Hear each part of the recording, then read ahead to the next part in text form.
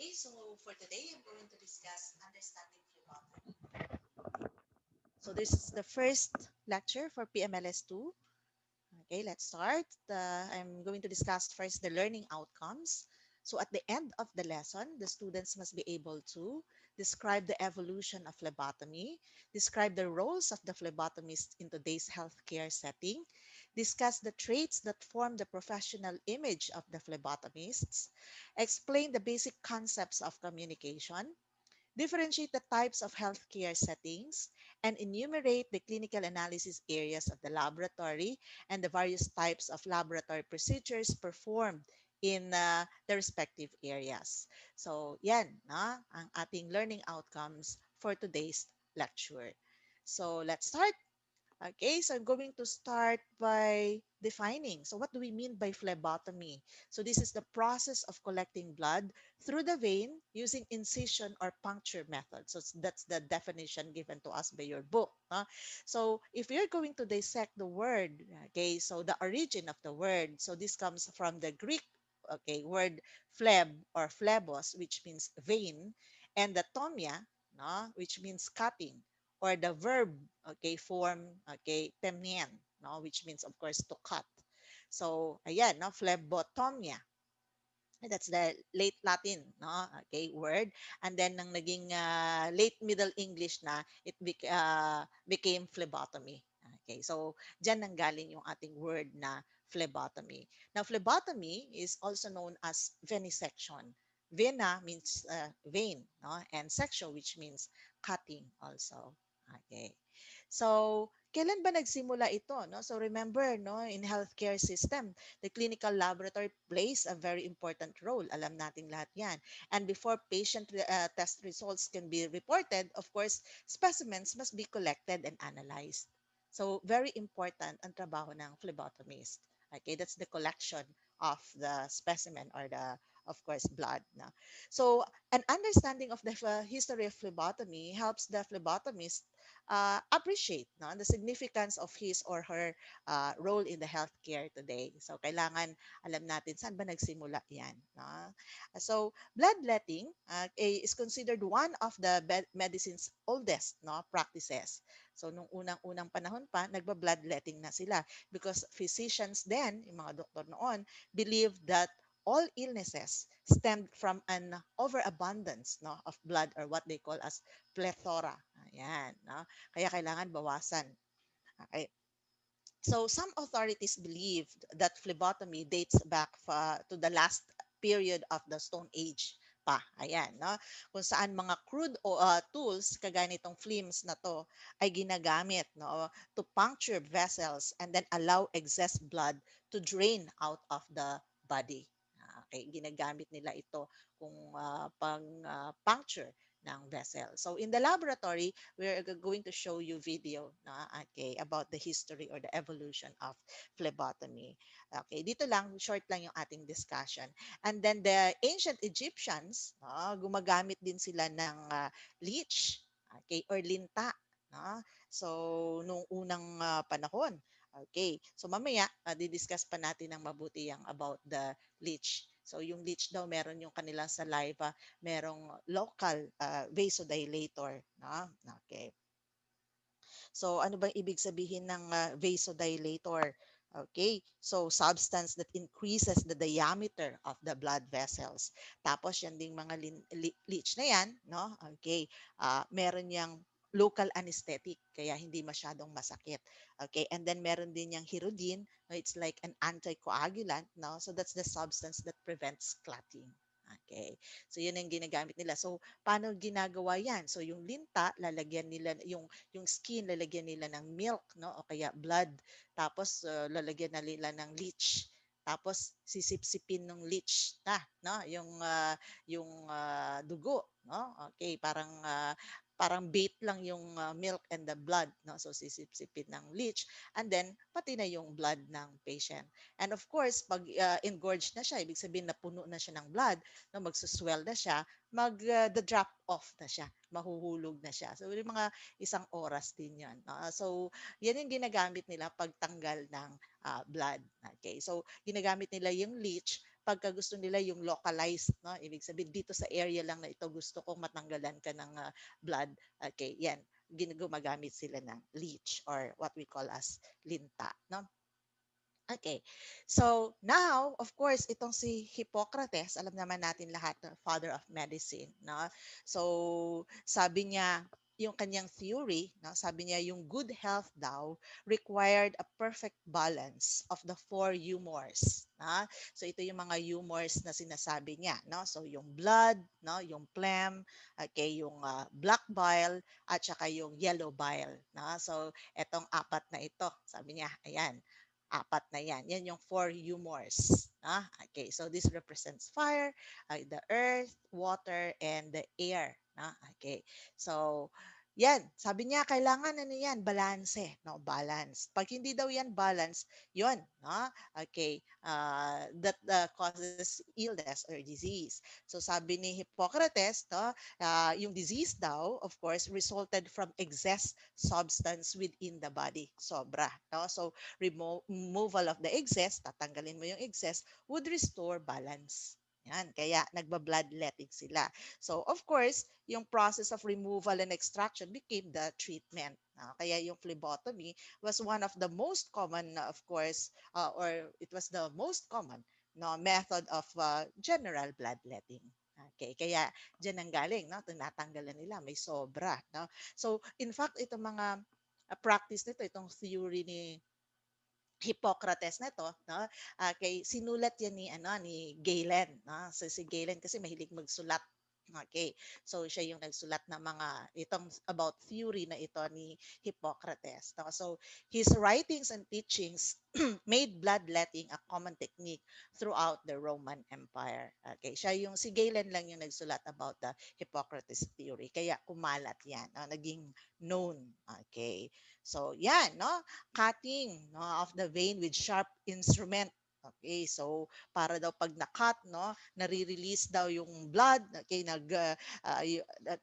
natatanggal, no, yung mga evil spirits, yan, naniniwala sila doon, no? Cleanse the body of impurities, and then of course bring the body into proper balance. No? Kaya ginagamit yung bloodletting na yan. Okay. So, of course, nung Middle Ages naman, no? Okay, yung mga barber, no? Sila yung parang they act as surgeons. Okay, sila yung nag-o-opera, no? They call it barber, may dash to, no? Surgeons. Kaya lang nung 1210, no, meron silang guild, okay, doon sa England, sineparate yung dalawang klase nitong mga surgeons na to, no? The barber surgeons. Yung surgeons na may long robe, sila yung allowed to perform major surgery.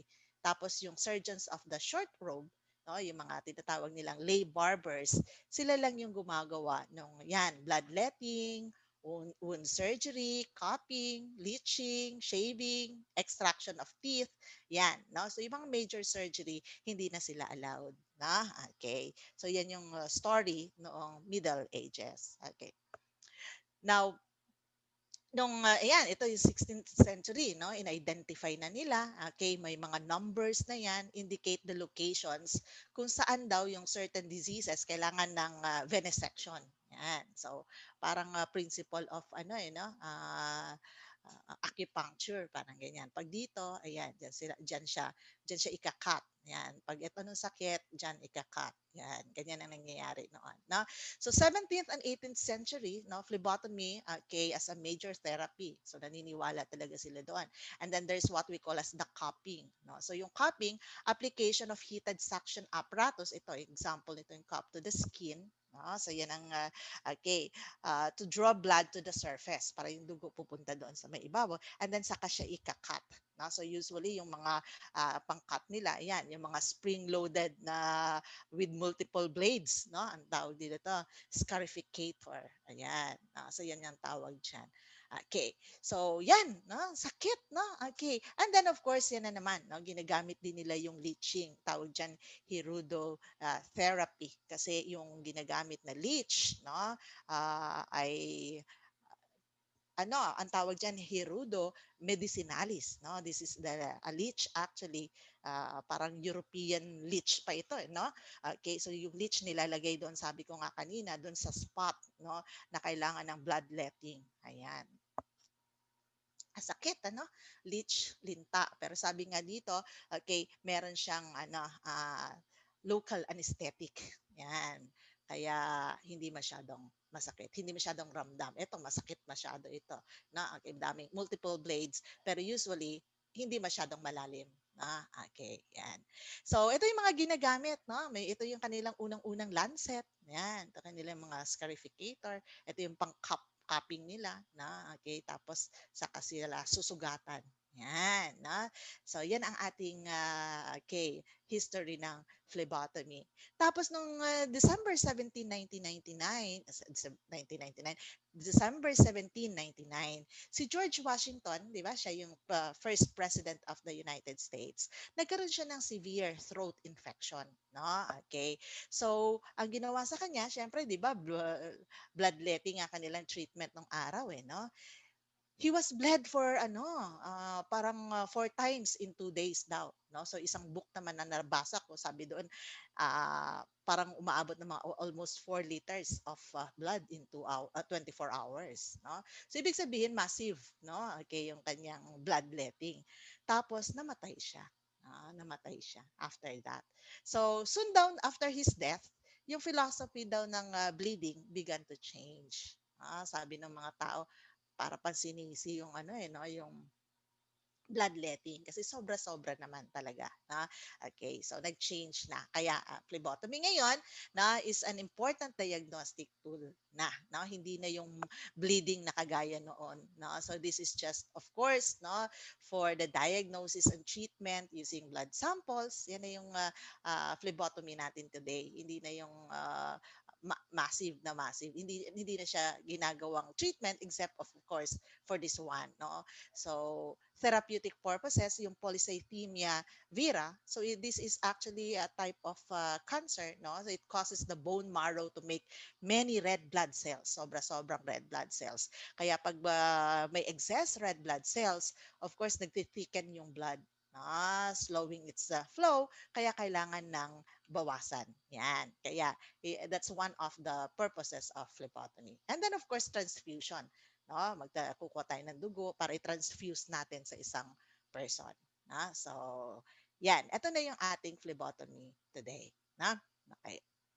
Hindi na yung sobra-sobra sa 450 ml. Kasi sa transfusion, ang kinukuha is 450 ml. Yan yung pinaka madami nating nakukuha. Okay, so now, eto na tayo. So, the main goals of phlebotomy practice today, of course, to get sample for the diagnosis and treatment of the disease, for transfusion, and of course, for therapeutic purposes like the polycythemia vera, or vera. So, what are the roles? So, tapos na tayo sa evolution. Ganun lang kabilis yun, no? Okay. So, punta na tayo sa phlebotomist's role in healthcare. So, anong trabaho niya? Basically, primary role is to collect blood samples. Okay, collect blood samples. So, properly label, kasama yan. Pag nag-collect ka, you have to label that, no? And then deliver or transport, okay, collected samples, and then centrifuge, no? And then aliquot samples. So, remove the serum or plasma, no? You remove the serum from the blood clot, okay? And then assist in the collection of non-blood specimens. Okay, kaya nga yung yung oropharyngeal swab or nasopharyngeal swab, no? And then draw blood from donors. Okay. Aside from that, meron pang mga additional. Ito lang yung mga nasa book nyo. And then I got some from McCall. So, sabi niya, collect and perform point of care testing. Okay. Kaya nga kasama sa ating discussion ang point of care testing.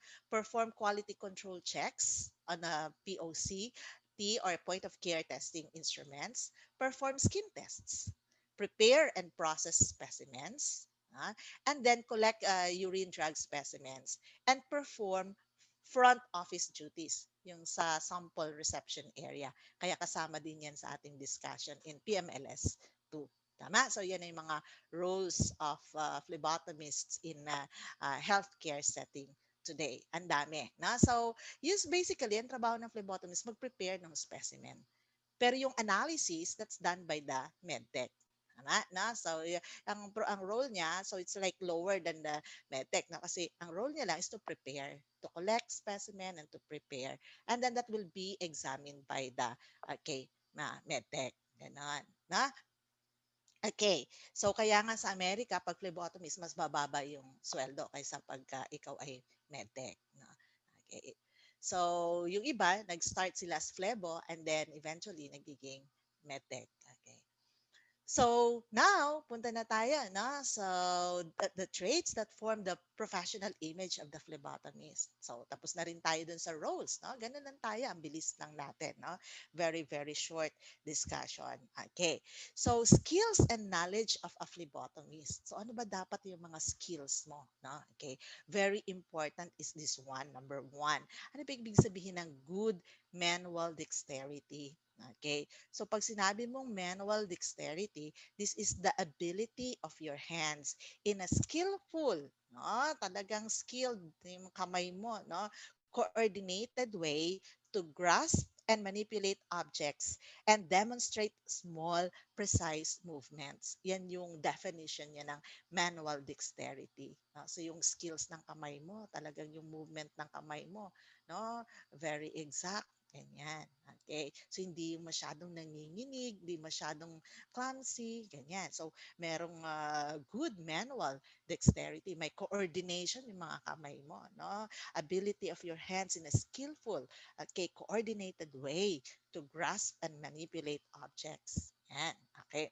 So, aside from that, kailangan mo ng effective communication skills because you're going to communicate with the patient. Okay? Kailangan mo bang magaling mag-English? Of course not. No? Tinuturuan nga namin yung mga Inglesero, kailangan mo rin mag-Tagalog kasi especially if you'll be assigned in government hospitals, no? So mahirap mag-English doon, no? So Tagalog ng konti, no? 'Di ba? Para makarelate yung patient natin. No? So pag sinabi mo naman communication skills, hindi lang yan verbal. It can be non-verbal also, which we're going to discuss later. Okay. Good organizational skills. And of course, you should have knowledge of the laboratory specimen requirements. Kaya kailangan nyo, no? Para saan ba itong test na ito? No? Okay. Para saan ba itong request na ito? Ano ba specimen ang kailangan ko dito? Okay. And of course, training in phlebotomy skills. Kailangan na yan. So remember, pag skills yan, that can be improved through practice.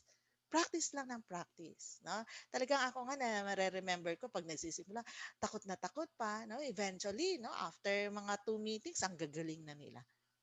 Okay. So practice lang. So now, of course, ano yung credentials ng phlebotomist? So, kahit sino ba pwedeng maging phlebotomist? Of course, kailangan may certification or license. Okay, so may mga training, no? Para ka magkaroon ng certification, of course, kailangan meron kang training, no? At meron kang yan, pag sinabing certification from an accredited body or agency, kinagrant na recognition to an individual who has completed the training and passed an examination. Kailangan pumasa ka sa exam, no? Bago ka maging isang phlebotomist. And of course, you have to attend, of course, seminars and training. Kailangan mo ng continuing education. Na? Okay. So, in fact, meron mga schools no, na nag-offer na talagang phlebotomy. Yung kanilang parang program, no, maging phlebotomist ka. Okay. So now, punta na tayo, no? Okay, bakit ba natin inaaral 'to? Kasi 'di ba, syempre kayo pagka gusto niyong magtrabaho kaagad, you can be a phlebotomist right after, no? Okay, pero syempre pag gusto mong maging medtech, kailangan mong pumasa ng ating board exam, tama, na for medtech. Okay. So, ang sinasabi lang natin, you can work as phlebotomist after, no? Okay. So, patient-client interaction, punta na tayo. Okay, how do you interact with the patient? Very important yan. Talagang we give emphasis to this. No? Kailangan, reassuring ka, no? And pleasant. You have to remove the doubts of your client or your patient. So reassuring. Para bang ano ka, kailangan confident na confident ka. Yung alam mo yung ginagawa mo. Tama na? Okay. So i-remove mo yung kanilang doubts na parang wala namang alam ito. Ganon. So you have to be confident. You look confident na. Okay, yan. And then of course, you communicate well. Ayan, importante yan. And then you have to maintain positive customer relations. Okay. So, yan. Kailangan meron kang harmonious relationship with your patient. Kumusta po kayo? Yan, ganyan. No? And you smile. No? Pag ganun nyo, okay, you smile sa pasyente. No? Be pleasant. Huwag yung nakasimangot na para bang ano ka, no? Mataray ang dating, no? Okay. And of course, you have to recognize diversity ng pasyente. So you have to recognize na iba-iba talaga 'yan, no? Iba-iba yung mga tao. Halimbawa, nationality, no? So may pasyente kang hindi Pilipino or what, no? Ethnicity, no? Iba-iba, no? Pwedeng galing ng Bisaya, o galing ng ano, iba yung lingwahe, the language can be different also sa culture, no? Pwedeng magkakaiba tayo ng family background, magkakaiba tayo ng family or ng life experiences. So talagang merong diversity sa pasyente natin. And you have to recognize that. Iba-iba ang tao. No? Okay. So now, punta na tayo. So, professionalism. Okay. So, pag sinabi mong professionalism, that's the conduct and qualities that characterize a professional, no, person. So, and that starts with the appearance. Kailangan professional yung appearance natin, yung clothing natin, no? Okay. Wag yung neckline mo pagka ano ka, tawag dito, yumuko ka, nakikita na. So, kailangan yan, no? Medyo conservative yung clothing natin. And then, yung personal hygiene. So, mamaya, babalikan natin itong appearance na ito. No? Okay. And then, of course, ayan, self-confidence. Kailangan you appear more professional kasi if you have self-confidence. Kahit nanginginig ka, wag mong ipakita na natatakot ka or what. So, ano lang, be confident. Okay, be confident. So, magiging confident naman talaga kayo pagka nag-extraction na tayo kasi pag nag-third year, first sem, talagang ano yan, extract, no, ng blood kasi you'll be using that for your analysis. Tama, no? So, masasanay na kayo dyan. And then, hanggang sa, second sem, ganun pa rin, no? Extract na naman ng blood, masasanay kayo dyan. At ako, ang tinitingnan ko, pag nasa third year, yung hindi masyadong marunong kumuha, yun yung lagi namin pinapakuha, no? Ikaw, hanggang sa masatisfy kami na talagang pwede ka na, no? Okay. So, yan. And then, very important talaga, class, for us, no? Paano ba malalaman na confident ang isang tao, no? Okay. So, many factors, no? Okay. Yung posture. Yan. Kailangan erect yung posture mo. Hindi ka naka-slouch. Kasi pag naka-slouch, parang lazy. Yun, no? Naka-diretso. Erect yung posture mo. Okay. Tapos, kasama na rin dyan, no? Yung yung sabi ko nga, professional appearance ulit, yung courage mo, yung tactfulness in communication mo, no, kasama yan, yung pananalita, na, okay. And then of course, sabi ko nga, very important is the integrity. Ano bang ibig sabihin ng integrity? Sa palagay mo, anong ibig sabihin ng integrity? Yan. Personal feeling of wholeness deriving from honesty and consistency of character. You have to be honest. Ito ang gusto kong i-emphasize sa inyo. You have to do what is right regardless of the circumstances and in all situations and interactions. So pag sinabi mong integrity, kailangan gumawa ka ng tama kahit walang nakatingin. No, hindi pwede yung nalaglag na nga yung cotton mo, ay wala namang nakakita, pinulot mo lang, ang gagamitin mo ulit. No? So, kailangan you have to do what is right. Okay, regardless of the circumstances. Kahit ano pa man yan, just have to do what is right. Okay? Huwag mong sabihin, hindi naman nila malalaman yan. Huwag ganon. No? Huwag ganon. Sabi ko nga, you have to do what is right. Kaya you have to apply this also sa buhay nyo. No? You have to do what is right regardless of the circumstances. We call that integrity. Na hindi laging yung hayaan mo na, no? Okay? wala naman nakakakita. Laging ganun kasi yun, eh, no?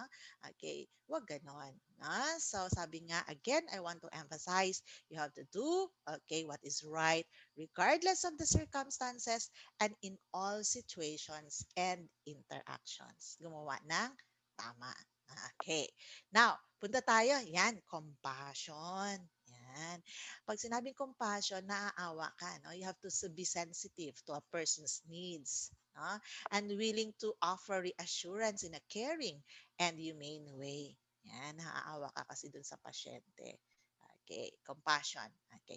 And then, of course, self-motivation, positive attitude. Okay?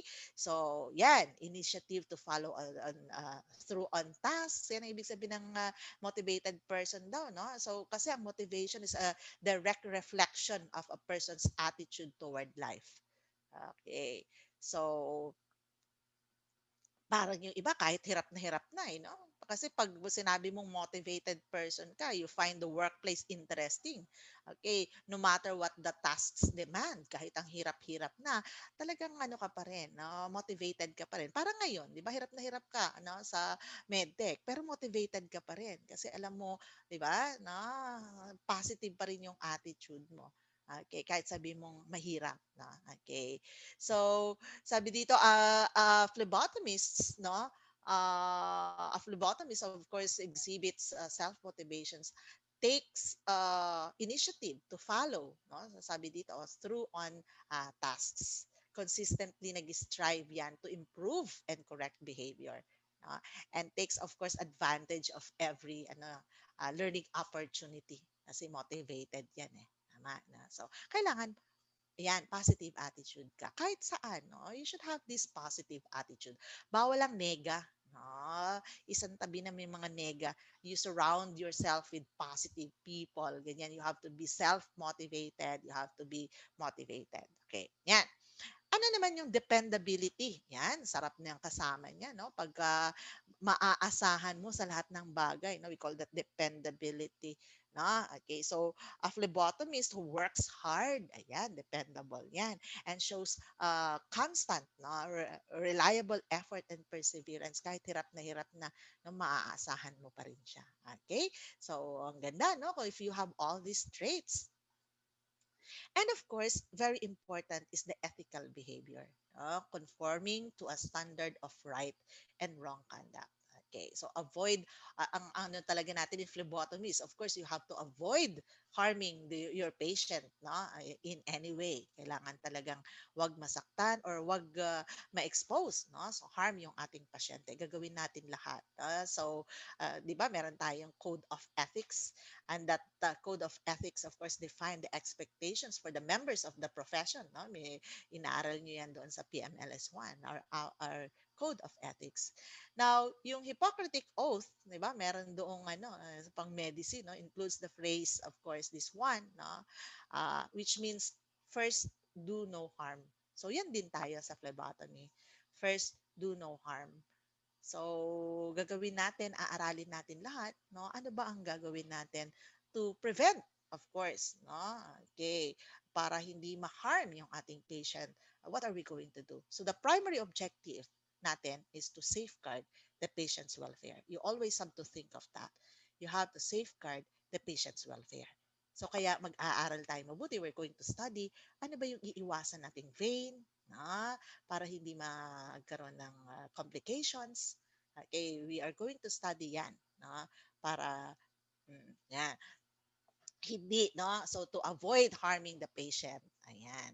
So, ethical behavior. So, sabi nga natin, according to if you're just going to follow yung mga ituturo namin sa inyo, yung standard, no? So, wala, no? You're going to really safeguard your patient's welfare. Okay, so kaya kailangan mag-aral tayong mabuti. You really have to study the concepts, na, about the safety of the patients. Okay. Now, yan na yung professionalism, na. So start tayo. Ayan, aral natin. So lahat nito dapat these are the traits that you should have, as a phlebotomist.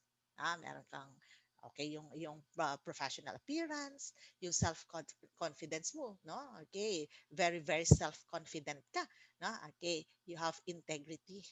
Okay? And then compassion, self-motivation, you are dependable. And of course, yan, you have ethical behavior. Yan. Yan na, no? Punta na tayo. Then let's move on. Punta na tayo dito. Yan. Communication.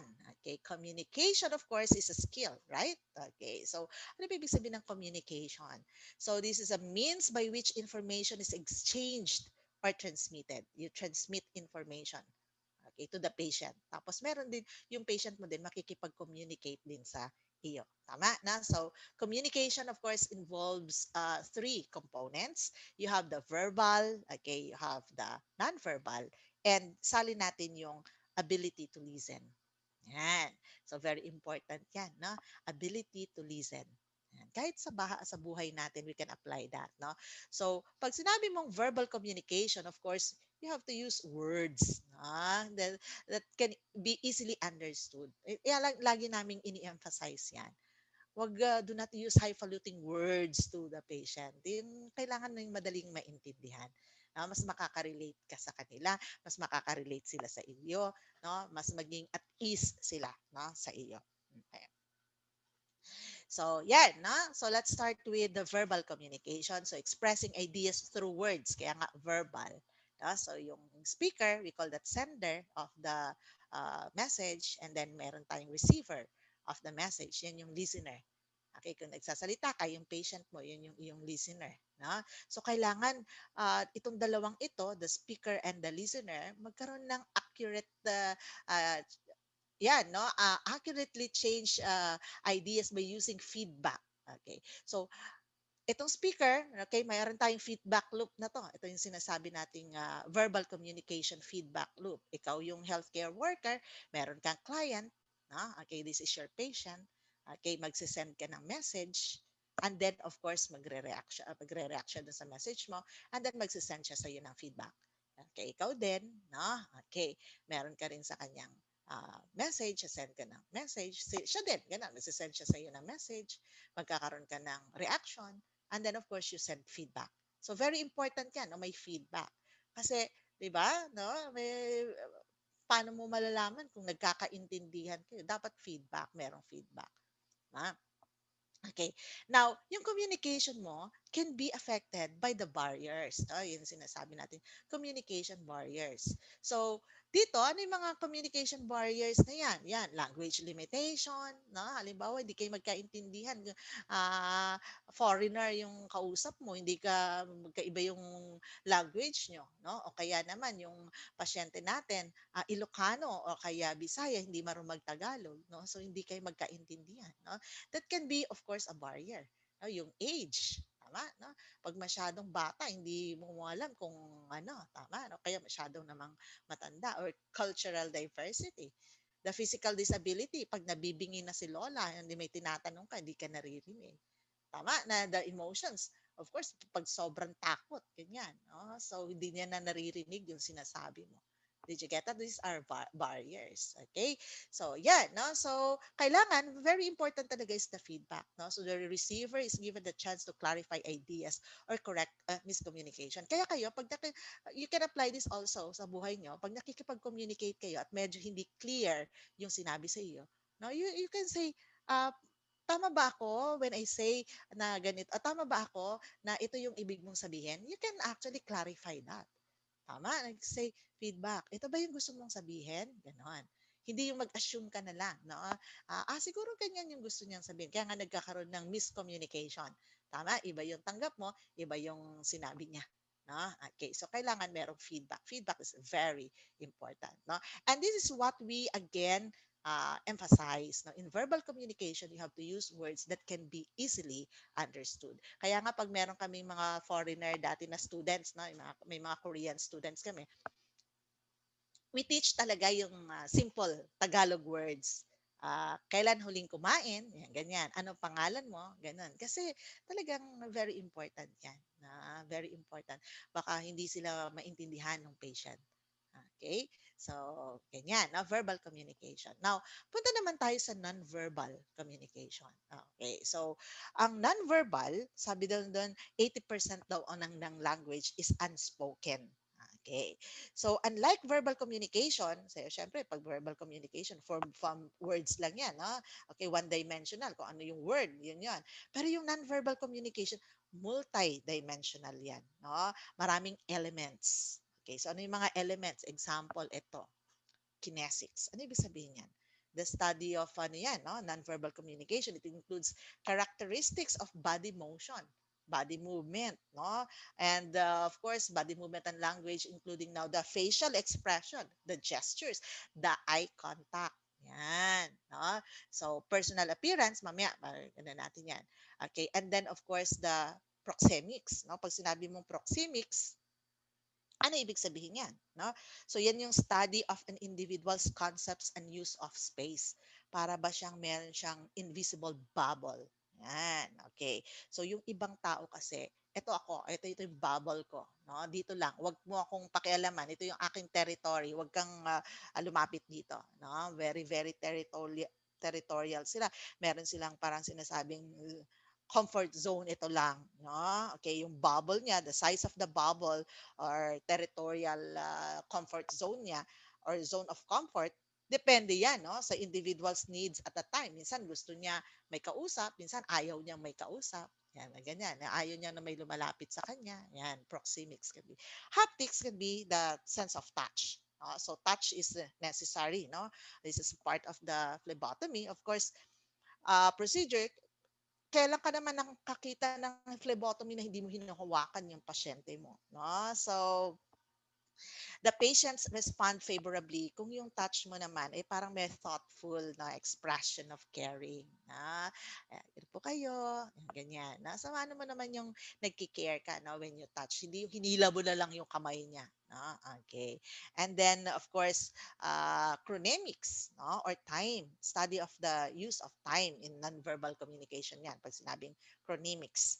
So, time perceptions no, may include punctuality. Yan. So, willingness to wait, yan, ibig sabihin ng, yan, and interactions also, no? Okay. So, yan. So, punta tayo, balikan natin yung kinesics, no? Kasi very important yan. Okay, punta tayo. No? Sabi dito, facial, okay, expressions and eye contact. Yan. So, tingnan mo nga. Okay, saan ba dyan? So, happy. Nasaan? Itong A, ano siya? Happy, sad, surprised. Okay, merong fear. Okay, may anger, may disgust. No? So, makikita mo sa facial expression. Ay, syempre, ito happy. No? Happy-happy si letter C. Tama, no? Okay, ito. Okay, pwedeng ano siya, anger, no? Gagalit pag nakaganyan na yung ano niya, yung mata niya, tama, yung eyebrows niya, ay galit 'yan. Okay, pag nakaganito naman ay sad siya. Pag malaki yung mata, no, pwedeng ano, surprise, na malaki ang mata, no? Okay. So ito pwedeng ano 'yan, anger. Tama, no? Anger. Ito sad. Tama, no? Okay. So, ayan. Ito naman, letter G. Ano ito? No? So, pwedeng ano, disgust. Ay, nako. No? Okay. Ito, fear. No? Ito, surprise. Pag malaki mata, surprise. Ganyan. No? So, these are the non-verbal facial cues. Tama, no? So, tingnan mo yung ano, itsura ng pasyente mo, yung facial expression niya. Makikita mo kung naiinis na siya sa iyo o na ano ba siya, na okay. So very important 'yan, no? So yung ano natin. So okay, so yan. Tapos balik tayo sa appearance. Okay. So yung lab coats, dapat completely cover the clothing underneath and should be clean and pressed. So pagka nagpupunta tayo sa pasyente, no? So syempre, yung lab coats natin, kung di man yan disposable, no? Uh, kailangan naman na plancha, hindi naman yung parang kang hahabulin ng plancha na kay press. Tapos yung shoes mo, conservative, polished. Kung hindi man, naka-rubber shoes ka, pwede, na mas maganda. Walang ano, huwag kang mag-high heels, ha? Okay. Personal hygiene, kailangan mong maligo. No? Araw-araw naman. Deodorant ito, no? Deodorant. Okay, gumamit ka naman ng deodorant para hindi ka naman amoy body odor, no? Okay, kakahiya naman sa pasyente 'yan. Okay. And then, avoid strong perfumes or colognes kasi yung iba may allergy, masyadong masangsang naman yung amoy mo, no? Masyadong matapang. Okay. And then ito, we emphasize this, yung hair, ayan, nakatali. Okay. Long hair should be, okay, pulled back. Okay. Yung nails naman, pagka naka-gloves tayo, pero sabi mo naka-gloves naman ako, hindi naman niya makikita yan. Pero kasi mahirap pag mahaba yung nails mo dun sa gloves mo. No? Okay. Tsaka mahirap i-feel yung vein pag masyadong mahaba yung kuko mo. No? So, natural looking, okay? And then, wag gagamit ng mga artificial nails or extenders. Okay, so yan yung ating appearance na kailangan malinis tayo. Okay? So next, punta na tayo. So yung ibang this depends on the hospital kasi may mga hospital na ayaw nila, yung mga laboratories na ayaw nila yung mga phlebotomists nila nakikita yung tattoos, no? So kailangan nakatago. Tapos that depends na yung protocol depende sa hospital. Yung iba naman okay, ayaw ng naka-denims. Yan. So, depende sa hospital niya. Pero ito yung standard. Okay. So, active listening. Ayan, makikinig ka namang mabuti no, sa iyong okay, uh, patient. No? So, listening daw is a uh, major part of communication. Kahit na, di ba, sa mga relationships nyo, sa parents nyo, no, you have to listen. No? So, phlebotomists should listen to the patients. Okay? And ensure that the message was interpreted correctly by giving feedback. So, ibig niyo pong sabihin ganon? Yan, pwede ka mag-feedback ng ganon. No? Okay. So, para walang misunderstanding or miscommunication. Now, punta na tayo. Elements in healthcare communication. Ano ibig sabihin ng empathy? So, ano ibig sabihin ng empathy? So, you have to recognize, of course, the elements no in healthcare communication, kagaya ng empathy. Pag sinabi mong empathy, you identify no with the feelings or thoughts of another person. You put yourself in the place of another person, no? Kung halimbawa, yung parang, ikaw kaya lumagay sa lugar ko. Yan, di ba? Naririnig yung gano'n, no? So, you empathize with the patient or the another person kung nilalagay mo yung sarili mo sa kanya. No? Ikaw kaya ang mawalan ng bahay dahil sa bagyo, yung mga ganun. Ikaw kaya ang yan. Ikaw kaya ang magkasakit. No? You put yourself into that kaya you have to the empathize no with the patients. Talagang in pain yan, tama suffering yan, financially, emotionally, physically, you empathize with the patient. Kaya lagi kong sinasabi sa mga estudyante, maging mabait kayo sa pasyente. No? Huwag masungit. They are in pain. No? Marami silang iniisip, marami silang iniintindi. Okay, so you empathize with them kahit na din sa mga bantay nila, no? Okay, wag makipag-away sa bantay nila pag you understand. You empathize, you put yourself no into their place. Okay. So control, yan, feeling in control talaga very important 'yan no to the individual sense of well-being. So kahit yung pasyente gusto niya in control din siya. No? So, hiyaan nyo lang. And then, of course, respect and confirmation. You respect your patient. So, when you honor and respect a patient, it is a confirmation of that patient's presence and needs. Para bang nire-recognize mo siya na yung mga pangangailangan niya, ganyan.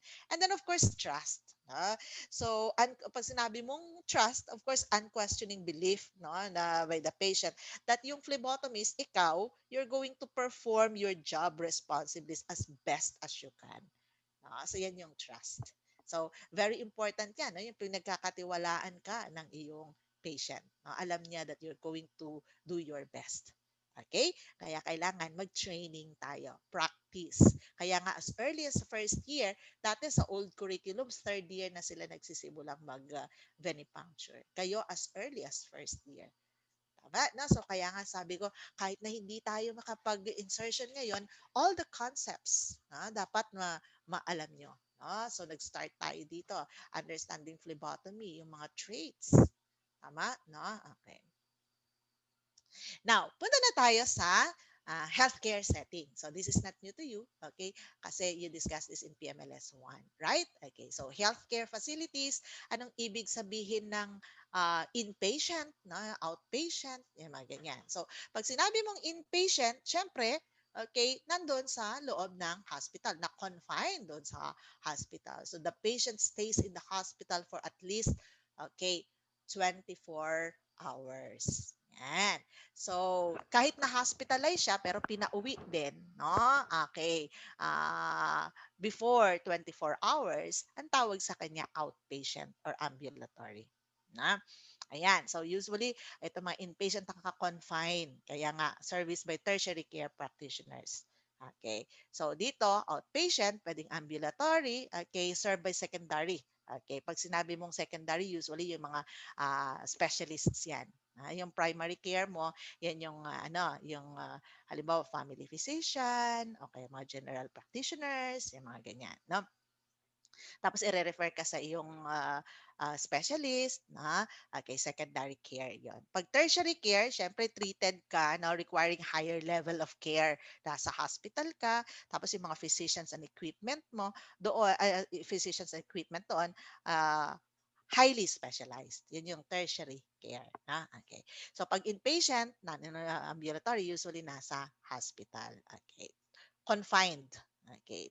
At least 4 hours.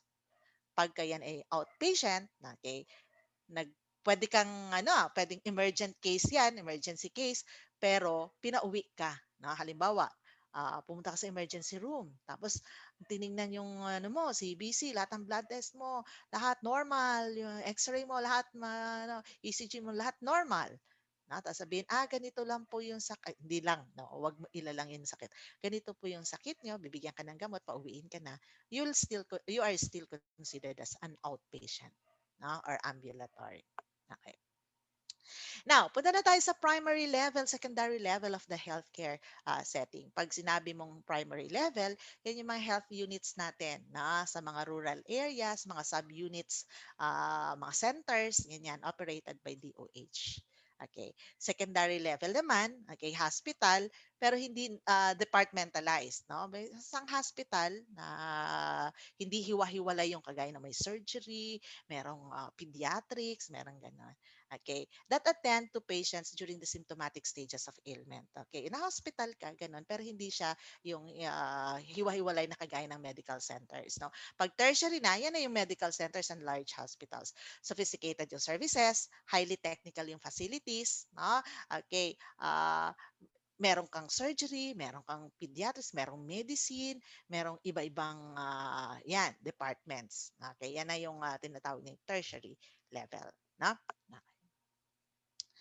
Now, yan, no? So nasabi na natin kanina, yung mga healthcare services, you have the ambulatory, okay, given to out the patients. Pag sinabi mo namang home bound services, yan yung yung parang sa bahay gagawin, no? Okay, procedures, tests and services done in the patient's home. Okay, or in long-term facility. Okay, halimbawa yung home for the aged, yung mga ganyan. So doon gagawin. O kaya naman yung specimen kukunin doon and then dadalhin doon sa laboratory. Basta sila yung pupunta doon sa bahay mo. Kaya ito ginagawa na ngayon, no? Ginagawa yung phlebotomist yung pumupunta doon sa bahay ng patient. Okay. And then we have the public health services. Yan. Under the DOH naman ito. Kaya nga 'di ba sa mga public centers natin, no, little or no charge at all, libre, no? Libre bakuna, libre ang mga services, no, sa mga public health services or centers natin. No? So yan yung mga healthcare services. Okay, classification. Very, very short lang dito. No, okay na. Punta na tayo sa ayan, dito na to. Dito tayo magtatagal, no? The bulk, sabi ko nga, of the test ay nandito. No? Minom lang ako ng tubig. Okay. So major divisions of a clinical laboratory pero hindi naman new to you to sa kasi you discussed this in your PMLS1, right? Okay. So okay, major divisions, you have the anatomical and surgical pathology. Tama? So dito ginagawa 'yan yung mga histology or microscopic structure of tissues. So ikakat yan, no? So I'm going to discuss the details about this kung paano ginagawa ito in the lab, no? Okay, ikakat yan until you come up with this one. So ito yung titingnan ng mga pathologist So usually tinitingnan yan kung may cancer, yung mga ganyan, anatomical and surgical pathology. So histopath, okay. And then, of course, under dito pa rin is the cytology, sa structure of cells. And then, the mga, ano yan, pap smear, yung mga ganyan. Okay, again, we are going to discuss that in the lab. And then, cytogenetics, okay, chromosomal deficiencies, genetic diseases, ginagawa yan dito sa anatomical and surgical pathology. Okay. Now, dito naman sa clinical areas, ayan, yung mga sections in the laboratory. Okay. So, you analyze the specimen, okay, according to yan, mga tests na yan. So, very important, okay, tingnan muna natin, ano yung 7 areas na yan? Okay, so you have the hematology, coagulation. So, in other laboratories, yung coagulation nakasama sa hematology. Okay. And then chemistry, serology, okay, urinalysis. Okay, so dito sa Pilipinas, ang tawag dito sa urinalysis section is clinical microscopy. Okay. And then microbiology and blood bank. Okay, so itong mga to ay mga subjects sa third year. So itong coagulation nakasama yan sa HEMA. Okay, and then chemistry, another subject, serology, another subject. You have urinalysis, okay, AUBF yan, analysis of urine and body fluids. And then microbiology, isang subject yan, blood bank, isang subject yan. So all the areas, yan yung mga subjects nyo sa third year. Yan yung coverage ng board exam. Tama na? Okay. So, anong ginagawa sa hematology? Okay. So, dito, when you study, okay, ang aralin mo, ano ba yung mga tests under hematology at para saan yung test na yun? No? So, medyo mahaba itong discussion natin nito. Pero, this is very important. No? Kasi, makatanungin kayo, para saan yan? Hindi mo alam. Na? Okay. So, sa hematology, anong ginagawa sa hematology? Na? Okay. So, syempre, sabi natin dito, yan, blood and blood forming, no? So the hematology department performs laboratory tests that identify diseases associated with blood and blood forming tissues. Yan. Kaya hema means blood. Tama? Okay. So ang most commonly ordered hematology test is the CBC. Okay. And when you say CBC, complete blood count. So under here, you have hematocrit, hemoglobin, tama, RBC count, WBC count, platelet count, and differential count. Yan, lahat yan gagawin. Tama? Na. Okay.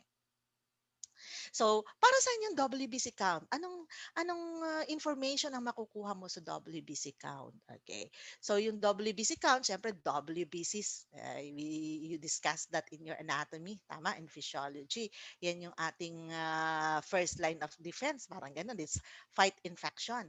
No? So, pag may pumasok na microorganism sa iyo, yan agad sila. No? They defend the body by a process called phagocytosis. No? I-engulf nila yung microorganism na ganyan. No?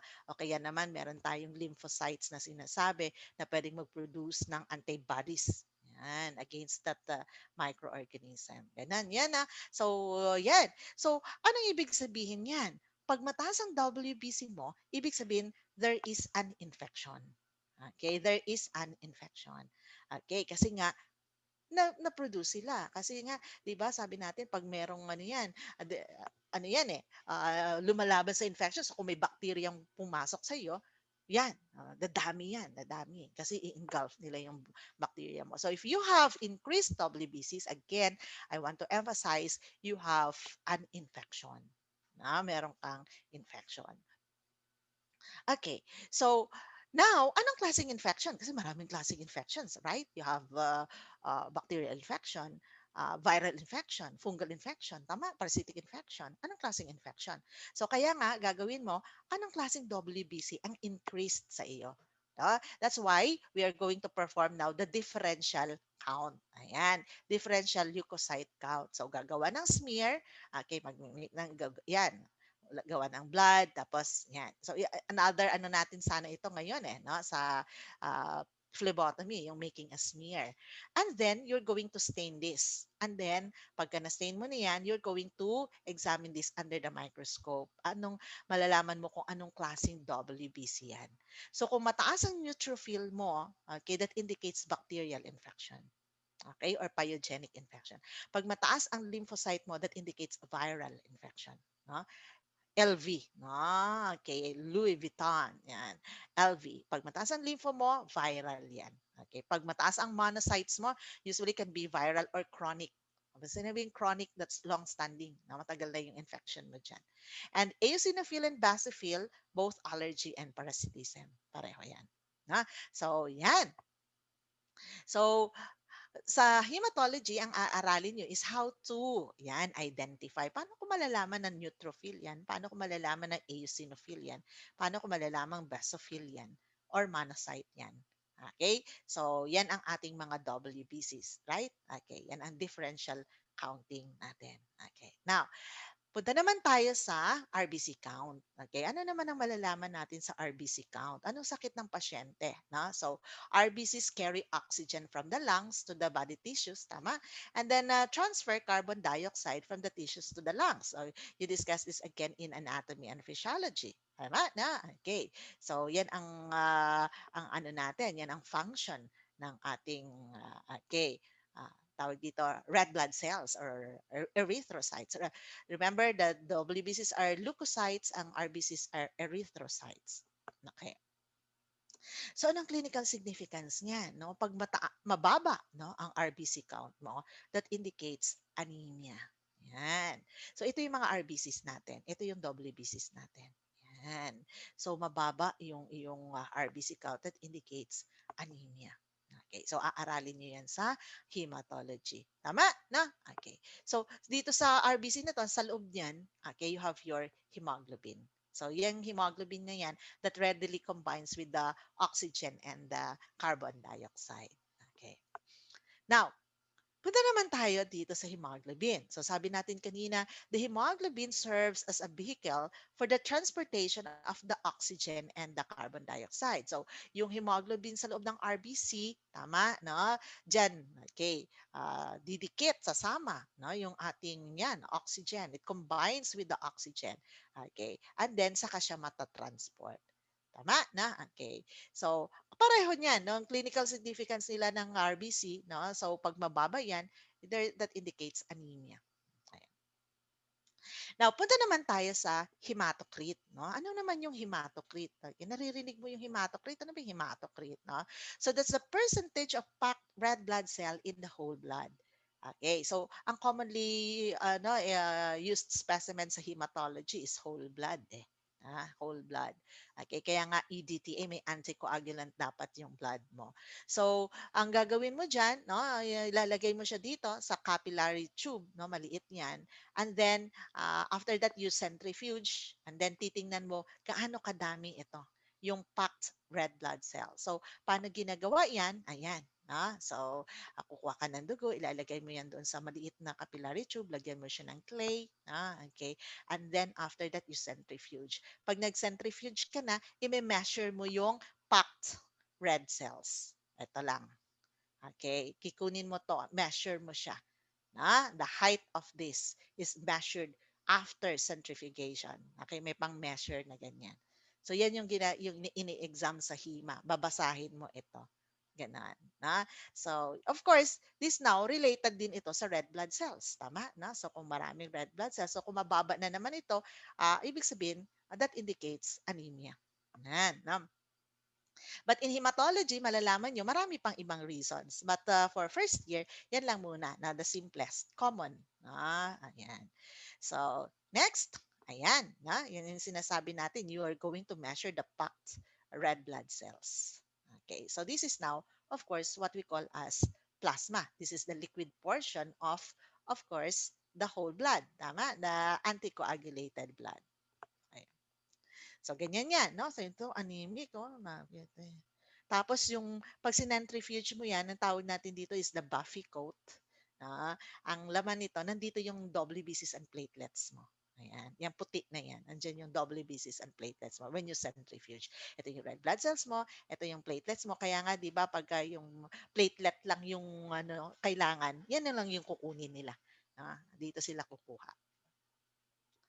So next, platelet. No, nabanggit natin yung platelet kanina. Platelet count. Okay, platelets are also known as thrombocytes. Tama? So, thrombocytes. So, ito yan. Ito yung maliliit na yan. Yan yung mga platelets natin. And the platelets play very important role in the clotting of blood. Kaya nga, tinitingnan yan para malaman kung may bleeding disorder o kaya may bone marrow disease kasi these are formed in the bone marrow. And then kung merong excessive clotting disorder. So, bleeding disorder, clotting disorder, yan ang tinitingnan dito. Okay. So, decreased, pag mababa, okay, that indicates hemorrhagic disease or seen in hemorrhagic disease. Okay. So, sabi dito, ginagamit din to monitor, of course, yung mga patients undergoing chemotherapy or radiation treatments. So, thrombocyte. So, sa dengue, yan yung tinitingnan. Tama? Kasi pag mababa yung platelet mo, nagbi-bleed, no? Nagdudugo yung pasyente. Okay. Kaya yung sino nang nagdengue sa inyo? Tama? So, yung binabantayan, di ba, is the platelet. Platelet count na binibilang. Kasi pag sobrang baba na, baka mag-bleed yung pasyente. Okay. So, yan. So, yun yung composition ng ating complete blood count or CBC. Kaya pag nagpa-CBC ka, pa-CBC nga po, lahat yun ginagawa. Lahat yun ginagawa. Okay. So, yan. Punta na tayo sa indices. Yan. Pag sinabi mong indices naman, ayan, ang tinitingnan dito yung changes in the RBC size, the weight, and the hemoglobin content. Kasi merong malaki, pero kukunti lang yung hemoglobin niya sa loob. May ganun, may mga ganong mga instances. Kaya tinitingnan yung indices. Lalong-lalo ngayon, maraming mga pasyenteng merong thalassemia. No? May mga nakikita no during the physical exam. Aba, may baba no, may thalassemia, ganon. Okay. Baba ng hemoglobin, ganon.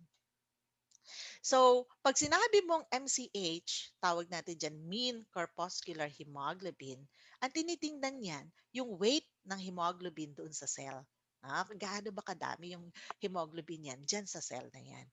Okay, sa red blood cell. Tama? Kasi we're talking of the red blood cells here. And then, pag sinabi mong mean corpuscular volume, tinitingnan yung size of the cell. Malaki ba? Maliit?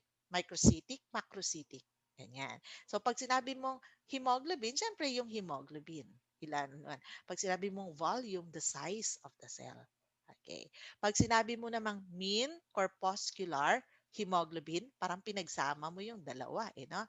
Mean corpuscular hemoglobin concentration. So, yung hemoglobin concentration per unit volume of red blood cells. Yan ang tinitingnan mo diyan. So anong kino-compare dito sa MCHC? So yan ang mini-measure dyan is the concentration of hemoglobin in a given volume of packed red cell.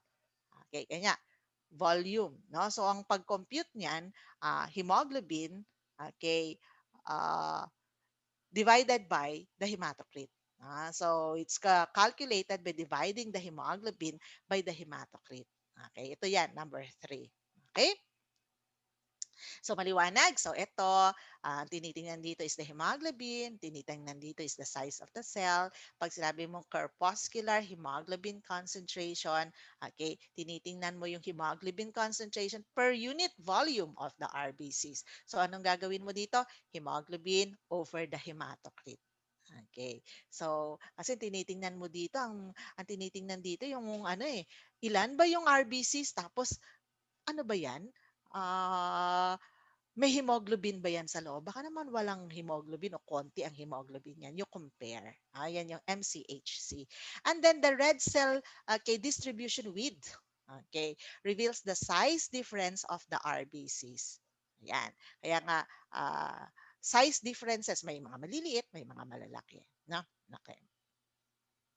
So next, punta na tayo sa okay. Yan. Coagulation studies. So, tapos na tayo sa hematology. Handa-haba ng ating discussion sa hematology.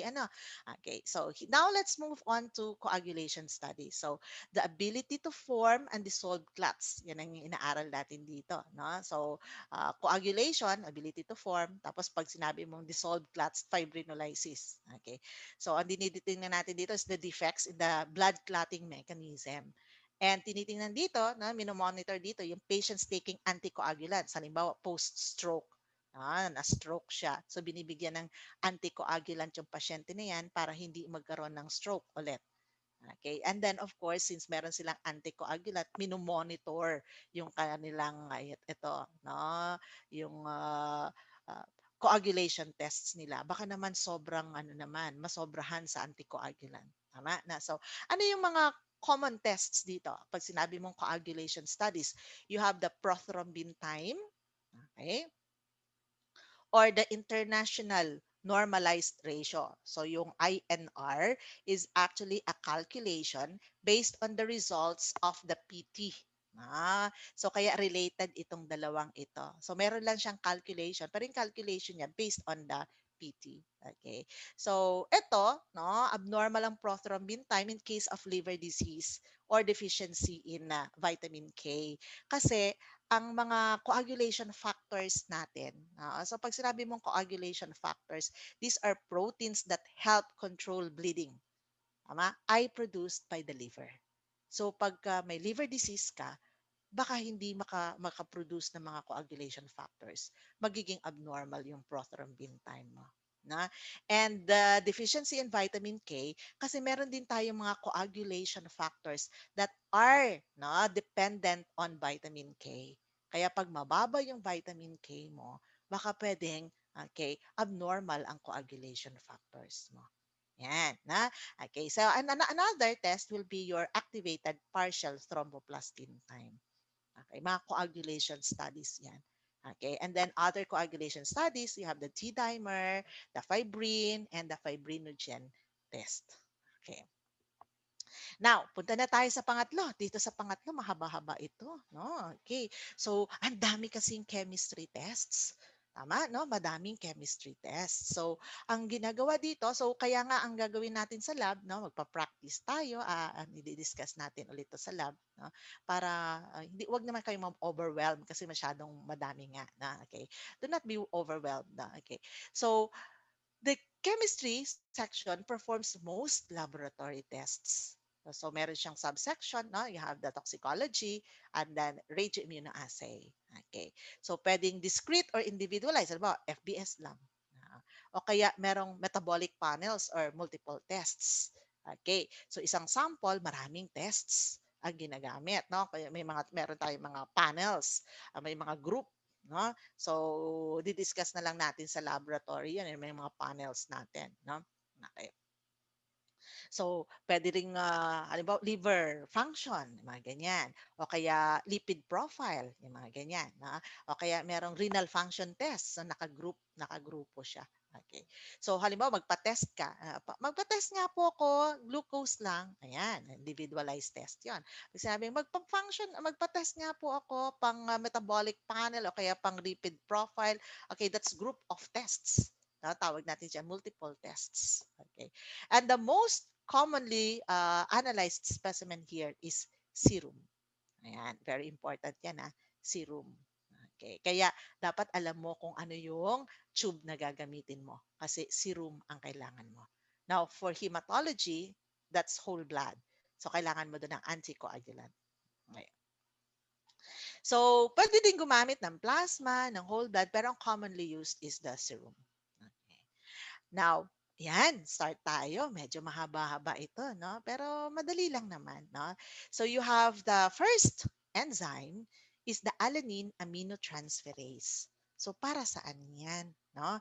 So this is an enzyme found mostly in the cells of the liver. So ito yung organ na associated, okay, body system. So this is an enzyme found in the cells of the liver. So when the liver is damaged, in case of liver disease, this ALT is released into the blood. Okay, and the level increases. So pag mataas ang ALT, that indicates liver disease. Ganun yan. So, dito marami, no? Marami tayong mga tests. So, ganun lang yan. So, para sabihin sa'yo, para saan yung ALT? Liver disease yan. Okay. Then, you have the alpha-fetoprotein. So, yung alpha-fetoprotein ay isang protein. Kaya nga, alpha-fetoprotein is a protein made in the liver by developing baby or the fetus. So pag nasa loob pa lang siya ng tiyan, si baby, kaya nga dito pang prenatal screening, pag nasa loob pa lang ng tiyan si baby, no, fetus ang tawag natin doon, nagpo-produce siya nito ng alpha fetoprotein. So habang tumatanda siya, habang lumalaki siya, nagdi-decrease. Nagdi-decrease siya. So, meron lang siyang parang time kung saan siya pinakamataas and then that decreases, bababa siya. So, pag yan ay sobrang taas, that indicates neural tube defect. Okay. Kasi makikita yan sa sa serum ni mommy, no? Pag pumunta sa serum ni mommy, so ibig sabihin there's a neural tube defect. So yung neural tube kasi yan yung magiging brain and the spinal cord ni baby. Okay. So, yan, ginagamit yan sa pang prenatal screening. Tapos itong ano na to na alpha fetoprotein na ito, so, yung healthy adults should have very low alpha fetoprotein. No? So, the high levels of alpha fetoprotein in adults can be a sign of liver cancer. So, hepatic carcinoma is known as liver cancer. Okay, yan, alpha fetoprotein. Okay, next, punta na tayo sa alkaline phosphatase.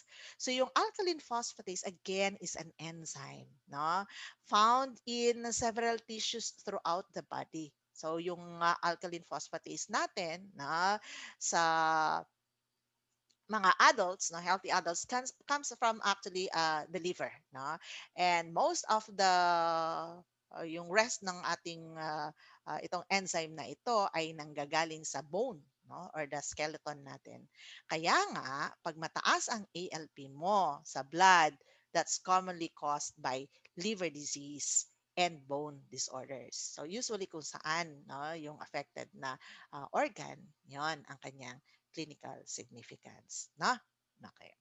So, nakikita yan siya sa daming parte ng katawan natin, but mainly sa liver. And then next will be the bone. Okay, kung mataas yan siya, okay, that indicates liver disease and bone disease. Okay, so next, sabi ko nga sa inyo, mahaba-haba ito no? Okay, so ammonia. Kaya lang ito yung nandun sa book natin no? So hindi natin pwedeng hindi aralin kasi lahat ng mga medtech sa aaralin yan tapos hindi natin aaralin. So kailangan aralin din natin, no? So ammonia naman is a waste product, no, made by our body, no?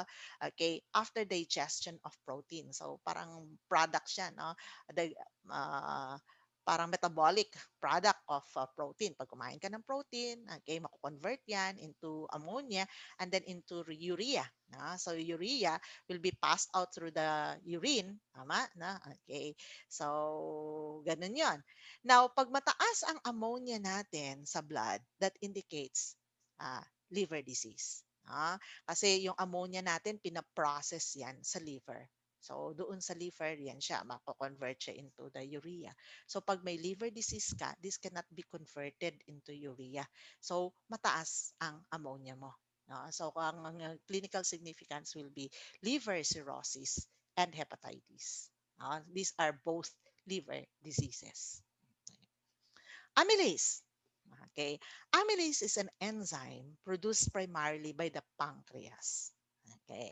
Kaya nga pagka ikaw ay, ayan, no, namamaga, say acute pancreatitis, no, mataas ang iyong amylase.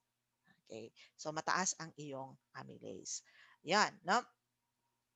So other conditions associated will be the liver disease. Pero ang common talaga will be this one, acute pancreatitis. Okay. So, ano yung cholecystitis? Inflammation, no? Of what? Gallbladder. Inflammation of the gallbladder. Okay. So, kasi magkakalapit yan no? Yung gallbladder, the pancreas. Yan. So next, aspartate aminotransferase, AST. This is an enzyme found in the cells throughout the body, but mostly in the heart and the liver. Okay, so heart and liver na naman. So clinical significance niya will be liver disease and myocardial infarction. Ano ba yung ibig sabihin ng infarction? No? So merong parang blood clot, parang ganon. No? Okay. So next now will be your, okay, yan. bilirubin or bilirubin. Ganun yung pronunciation yan. Pero dito sa Pilipinas, ang tawag lang natin dyan, bilirubin. Okay. Pero ang correct pronunciation yan is bilirubin. Yan. So this is a yellowish pigment, okay, that is made during the breakdown of the red blood cells. So pag nasira yung red blood cells mo, that will be converted into bilirubin. So dadaan yan sa liver, no? And then eventually excreted out, no, of the body. So pag meron kang liver disease, tama, no? O kaya meron kang increased red cell destruction, okay, mataas ang iyong bilirubin. Okay? So next will be, yan, no, arterial blood gases. So dapat nandun yung ating arterial blood gases. So ABG. So ito yung mini-measure pagka arterial blood yung iyong specimen. And the clinical significance of this will evaluate acid-base balance. Okay, kaya ang mini-measure dito, the pH, no, the carbon dioxide, the oxygen. Remember that your kidneys and lungs play a very important role in the maintenance, no, regulation of acid-base balance. Okay. So next, let's move on. BUN or blood urea nitrogen. Okay, okay. This is a waste product, no, of protein metabolism, yung urea. Urea is the waste product of protein metabolism, and urea in the blood is what we call as BUN. Okay? And this should be excreted by your kidneys. Kaya nga pagka yan ay mataas, if you have increased BUN, no, in the blood, meaning to say yung kidneys mo cannot remove this. Okay? Kasi dapat i-excrete ng kidney mo yan eh. Tama? So kung hindi ma-excrete ng kidney mo yan, that means to say na meron kang problem in your kidneys. Okay? So pag mataas sa dugo, that indicates kidney disease. Okay. And then you have the beta type, no? Okay, hindi beta type, brain type yan, B type, okay? Natriuretic peptide, the B here stands for brain. Pero this is actually a test for the heart, the cardiac marker, no? So, wag kayong malito, no? So the BNP, we call that BNP, is a hormone produced by the heart. No? Then this is released in response to pressure, no? Inside the heart, the changes in the pressure inside the heart. Kaya nga, this is a cardiac marker. No? So pag sinabing cardiac marker, this will tell you whether there's a problem in the heart. Okay. And the next test is the C-reactive protein. Okay, high sensitivity, kaya may HS-CRP. Yung CRP is test for an inflammation yan eh. Okay? Pag merong nakalagay na high sensitivity, so yan, no? So more sensitive than the standard C-reactive protein. Okay, so ano naman ito, no? So this is a test, no? Kasi yung C-reactive protein, 'di ba? Mataas 'yan pag may inflammation, no? Pamamaga. Okay, so this is a test to evaluate your risk of developing coronary artery disease. So cardiac marker din 'yan. Okay. And then next, you have the carcinoembryonic. With the term alone, andyan na, carcino. Okay, so this is a test, okay, to detect malignancy. The next, we have the calcium.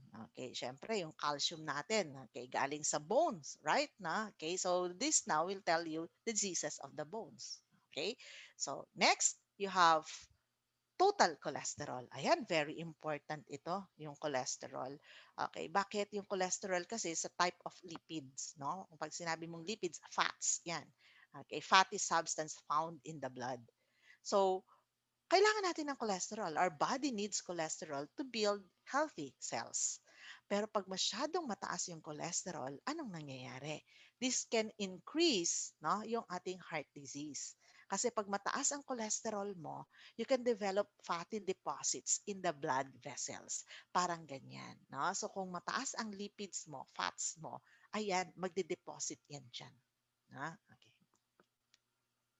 So next will be your creatine kinase. Okay, so this is an enzyme found in the heart, the brain, the skeletal muscle, and other tissues. So pag mataas ang CK mo, so ibig sabihin may muscle damage.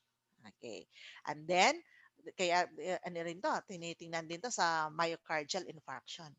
Tinitingnan din yan. Okay.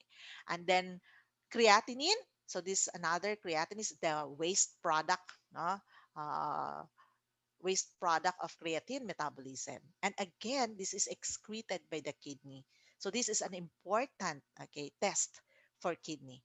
Okay, so again, pag mataas yan sa blood, ibig sabihin, hindi siya natatanggal, hindi siya na-excrete ni kidney mo. So increased indicates renal impairment. Okay, pag mababa naman, that indicates muscular dystrophy. Okay.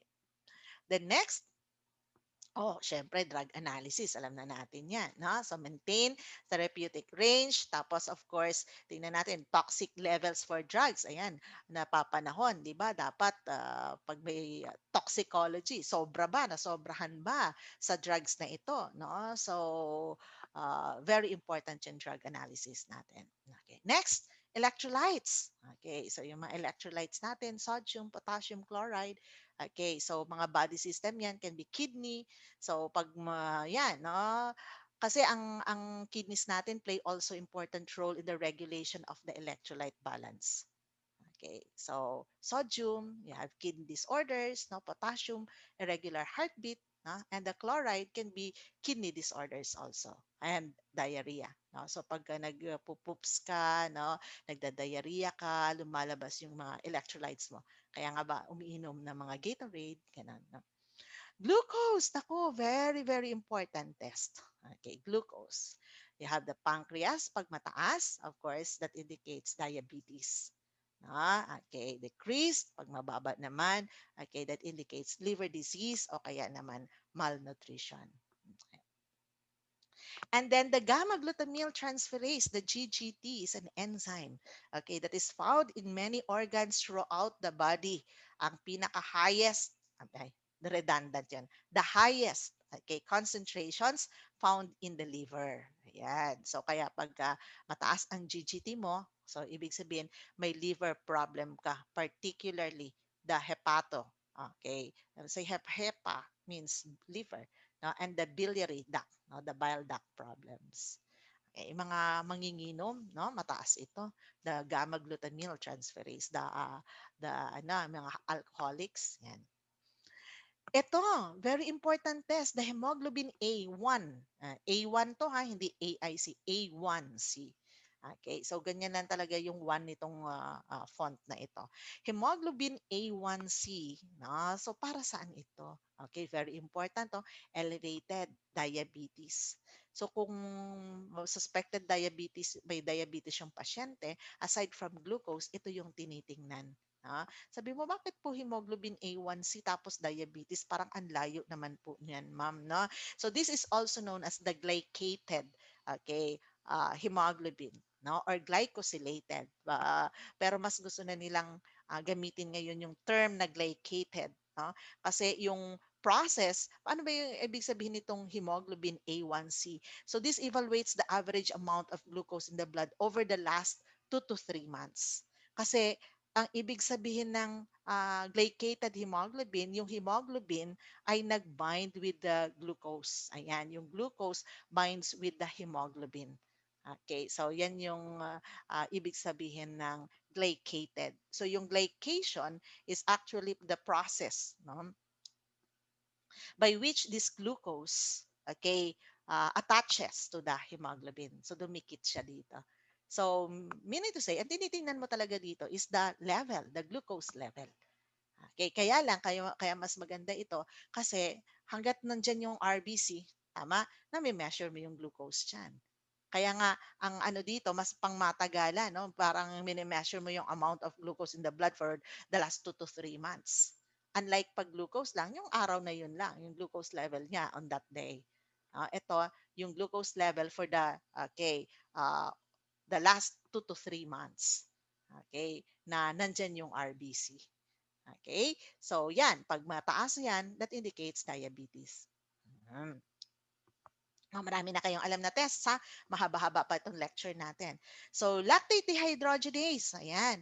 So, this is now, okay, for maraming organ system involved. So, pwedeng lung, kidney, liver dysfunction. Okay, bibilisan na lang natin. And then you have the lipase. So aside from the amylase, this is increased in acute pancreatitis and the problem in the or cancer in the pancreas. And then the prostate-specific antigen, ito yung sa mga lalaki, no, sa mga matatanda, dapat nagpapatest ng ganito.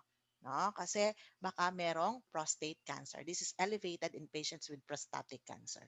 Okay. Total protein, okay, can be, of course, liver, no, or kidney disease. So hepatocytes, that's the liver cells. No? They are responsible for the synthesis of the plasma proteins. So albumin, of course, that's the major plasma protein, is synthesized almost exclusively by the liver. Okay. So, yan, no? So liver disease, no? So, remember, ang daming function ng liver natin. Yung liver din natin, di ba? Yun din yung nagsisynthesize ng maraming clotting factors. Nasabi natin yan kanina. Triglycerides. Triglycerides ay very important test. So, lipids to, one of the lipids. So, heart ang tinitingnan niya. Lipid metabolism, lipid disorder.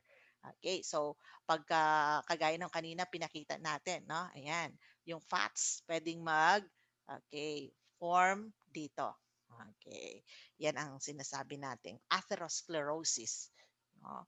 Nakabara yung mga lipids doon sa ating okay, blood vessel. Troponin I. So ito naman I ito ha, no? Okay.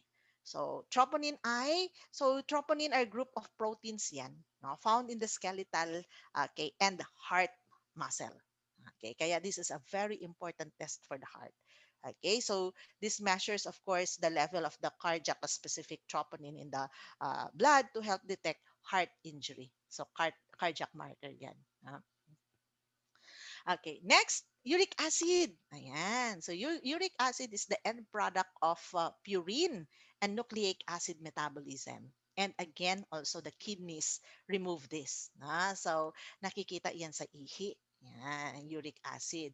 So pag mataas yan, again, that indicates renal disorder. Hindi kaya ng kidney palabasin. That's why that elevates in the blood. Tama? Okay. And also in the gout.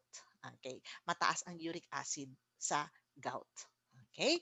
And then next, vitamin B12 and folate. Yan, these are necessary for normal red blood cell, okay, and white blood cell formation. Kaya nga pagka mababa yan, no, merong anemia. And also, ito vitamins to na inaabsorb dapat sa small intestine. So kung may sira yung or may defect yung iyong small intestine, this cannot be absorbed. Tama? No? So pagka may sira yung small intestine mo, hindi ito ma-absorb. And then of course, that will now lead into okay, anemia. Hindi na-absorb si vitamin B12 and folate. And remember, these are very important for red cell production. Ayan. So, yan yung ating mga important chemistry tests. Ang dami, ano? Okay, do not be overwhelmed. So, sa lab, i-discuss natin yung very, very important, no?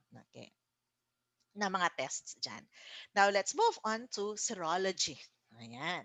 Serology, this is number 4. No? Serology is the study of serum. Ang inaaral dito ay yung antigen and antibody reactions. So naririnig nyo naman siguro yung di ba? Yung mga antigen, antibody doon sa mga COVID testings. No?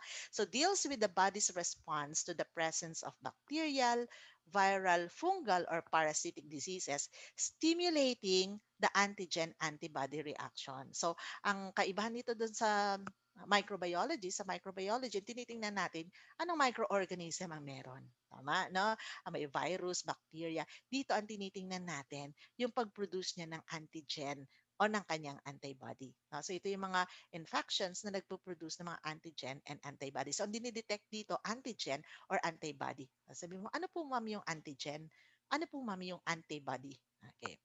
So yung antigen ay isang substance. So let's start with the antigen. No? Okay. So ito isang substance capable of stimulating an immune response. So ito ay isang substance. Can be virus pag pumasok sa iyo. No? Pwedeng antigen yan. Okay. Pwedeng bacteria.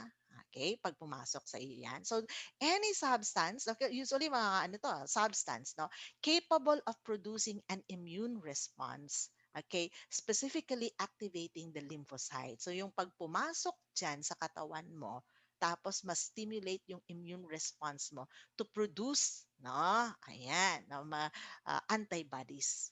Okay, so ayun no, ano no, tawag dito, malinaw, no? So this is a substance that is capable of stimulating an immune response, specifically your lymphocytes. Okay, ay yung mga lymphocytes natin, anong sabi natin kanina, ito ay mga infection fighting WBCs.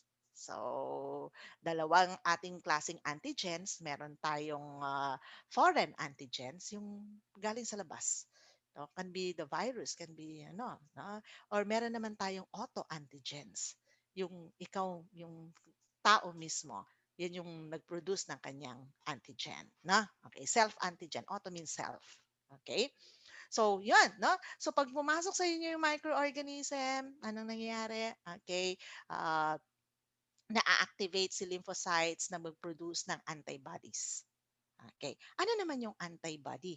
So this is the protein produced by the immune system in response to the presence of the foreign substance. May pumasok sa iyo na foreign substance, merong pumasok sa iyo na antigen, tama? So ang ending niyan, okay, maa-activate si lymphocyte na mag-produce ng antibody. Ganun yan, na? So, parang ang antibody is also called an immunoglobulin. This is a protective protein, okay, produced by the immune system in response to the presence of foreign substance. Okay, foreign substance natin, tawag natin dyan, antigen. So kung may foreign substance na pumasok sa katawan mo, yung immune system mo can recognize that as foreign. Oops, may invader, may pumasok. No, hindi ko kakilala, parang ganon. No? So, kasi kaya nila nalalaman niya, nade-detect na foreign kasi yung molecules doon sa surface nun, iba. Okay. They differ from those found in the body. Oops, may intruder. Yan. So to eliminate this intruder, no, this invader, the immune system now calls on the number of mechanisms. Maraming mechanisms yan. You're going to study that in Zero. No? So one of the mechanisms will be, of course, that antibody production. Magpuproduce ng antibody to fight that. Yan. Ganon. No? So yan yung ano, yan yung inaaral natin. So very important dito, 'di ba? Yung napapano naririnig niyo yung ano ba yung antigen, ano ba yung antibody, no?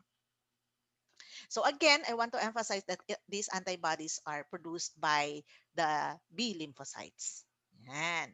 Okay, very important yung ating mga B lymphocytes. So, you know already, no? Okay, the antigen and the antibody. So, sabi nga natin, antigen can be foreign, pumasok sa iyo, o kaya naman, yung mga, ano, yung mga autoantigens, ito ay mga napoproduce, no? Ng mga patients na merong autoimmune disorders. So, sabi nga natin, normally the body is able to distinguish self from non-self. Alam niya kung si yung kakampi or talagang galing sa katawan o hindi galing sa katawan, tama, no? Pero dito sa mga merong autoimmune disorders, no?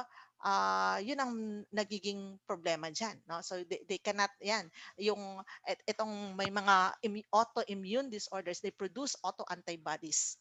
So, yung mga antibodies na yan, usually they destroy their own cells. Yan ang nangyayari dyan sa mga autoimmune disorders. They produce antibodies that destroy their own cells. Okay.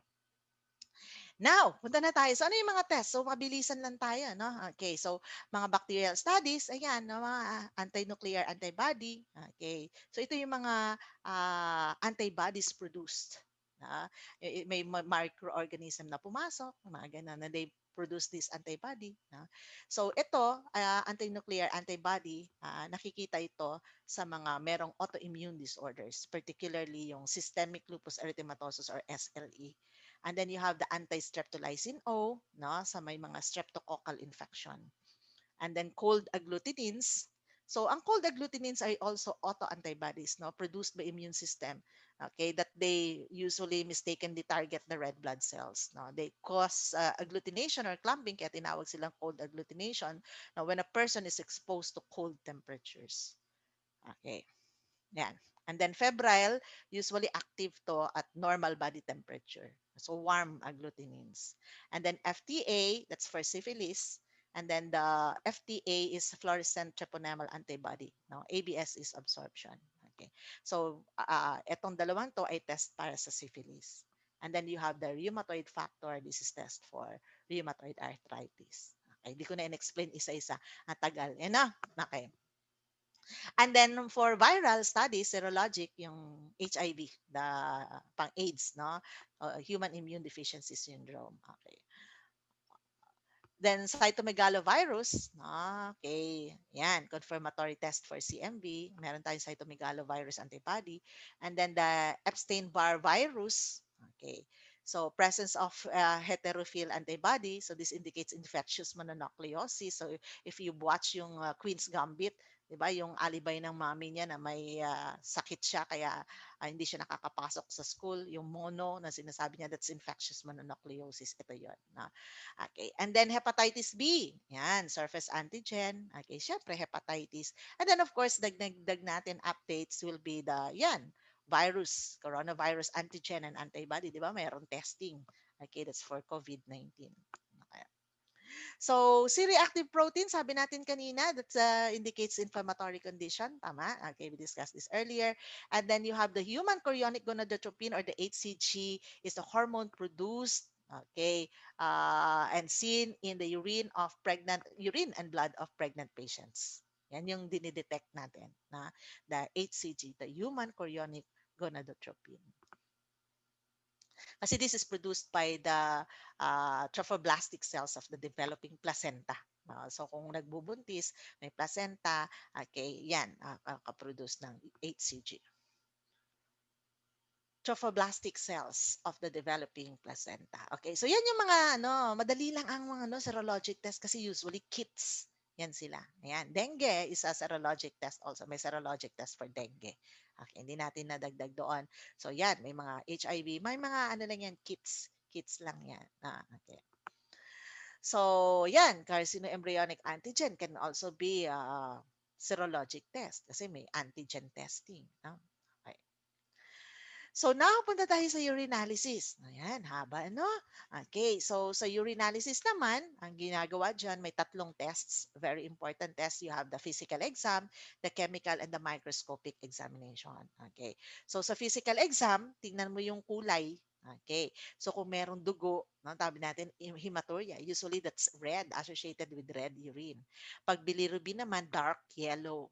No? Dark, very dark yellow, golden yellow because of the bilirubin or bilirubin. Okay.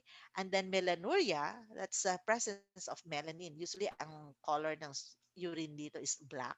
Yan, black. And then, of course, titingnan mo kung clear or transparent. So, pag clear yan, syempre, walang laman. No? Pag turbid yan, ito yung causes ng turbid specimen.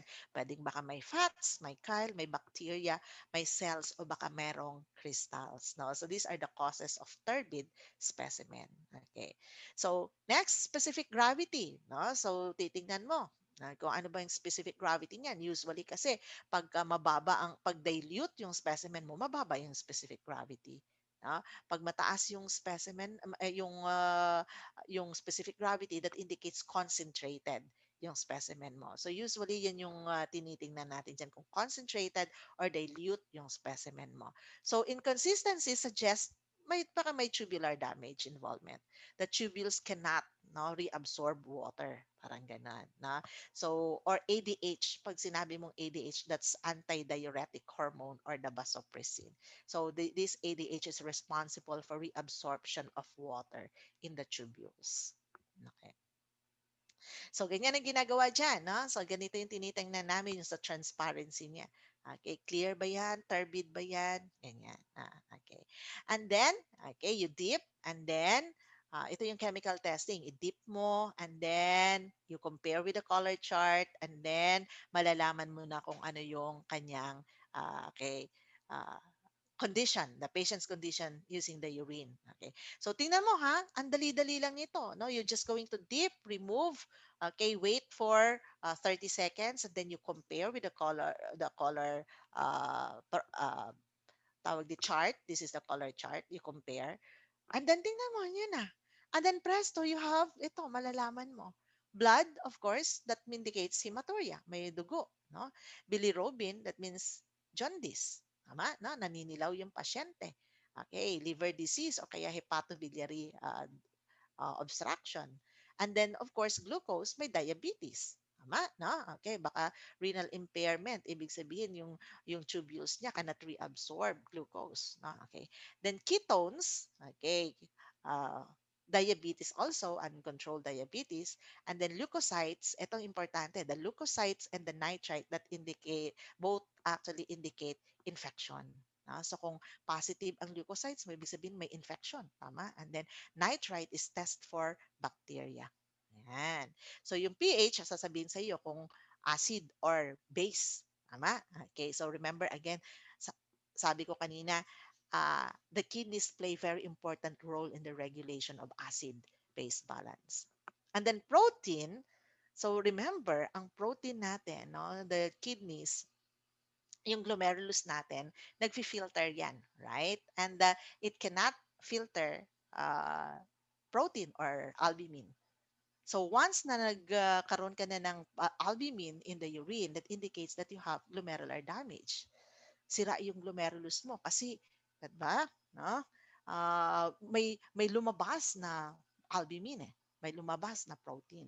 So dapat if i-filter, 'di ba? Dapat hindi niya ma-filter 'yan eh. Tama? No? It goes back into the circulation. So, dapat hindi niya ma-filter yun. So, pag tumatagas na yan, ibig sabihin, pumupunta na doon sa ihe, meaning to say there's a problem in the glomerulus.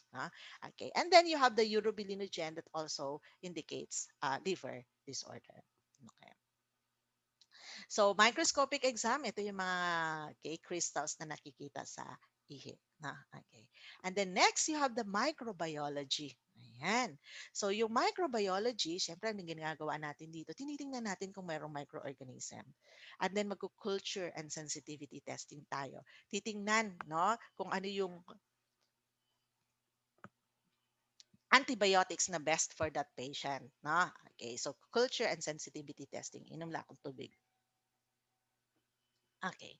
And then subsections of microbiology, siyempre, pagbakte, study of bacteria, parasitology, study of parasites, mycology, study of fungi, and virology, study of viruses. Okay. And then, ito yung mga tests. Pag acid-fast bacilli, testing acid-fast bacilli stain, that's for TB, pulmonary tuberculosis. Pag blood culture, pwedeng presence of bacteria in the blood, tama, or septicemia.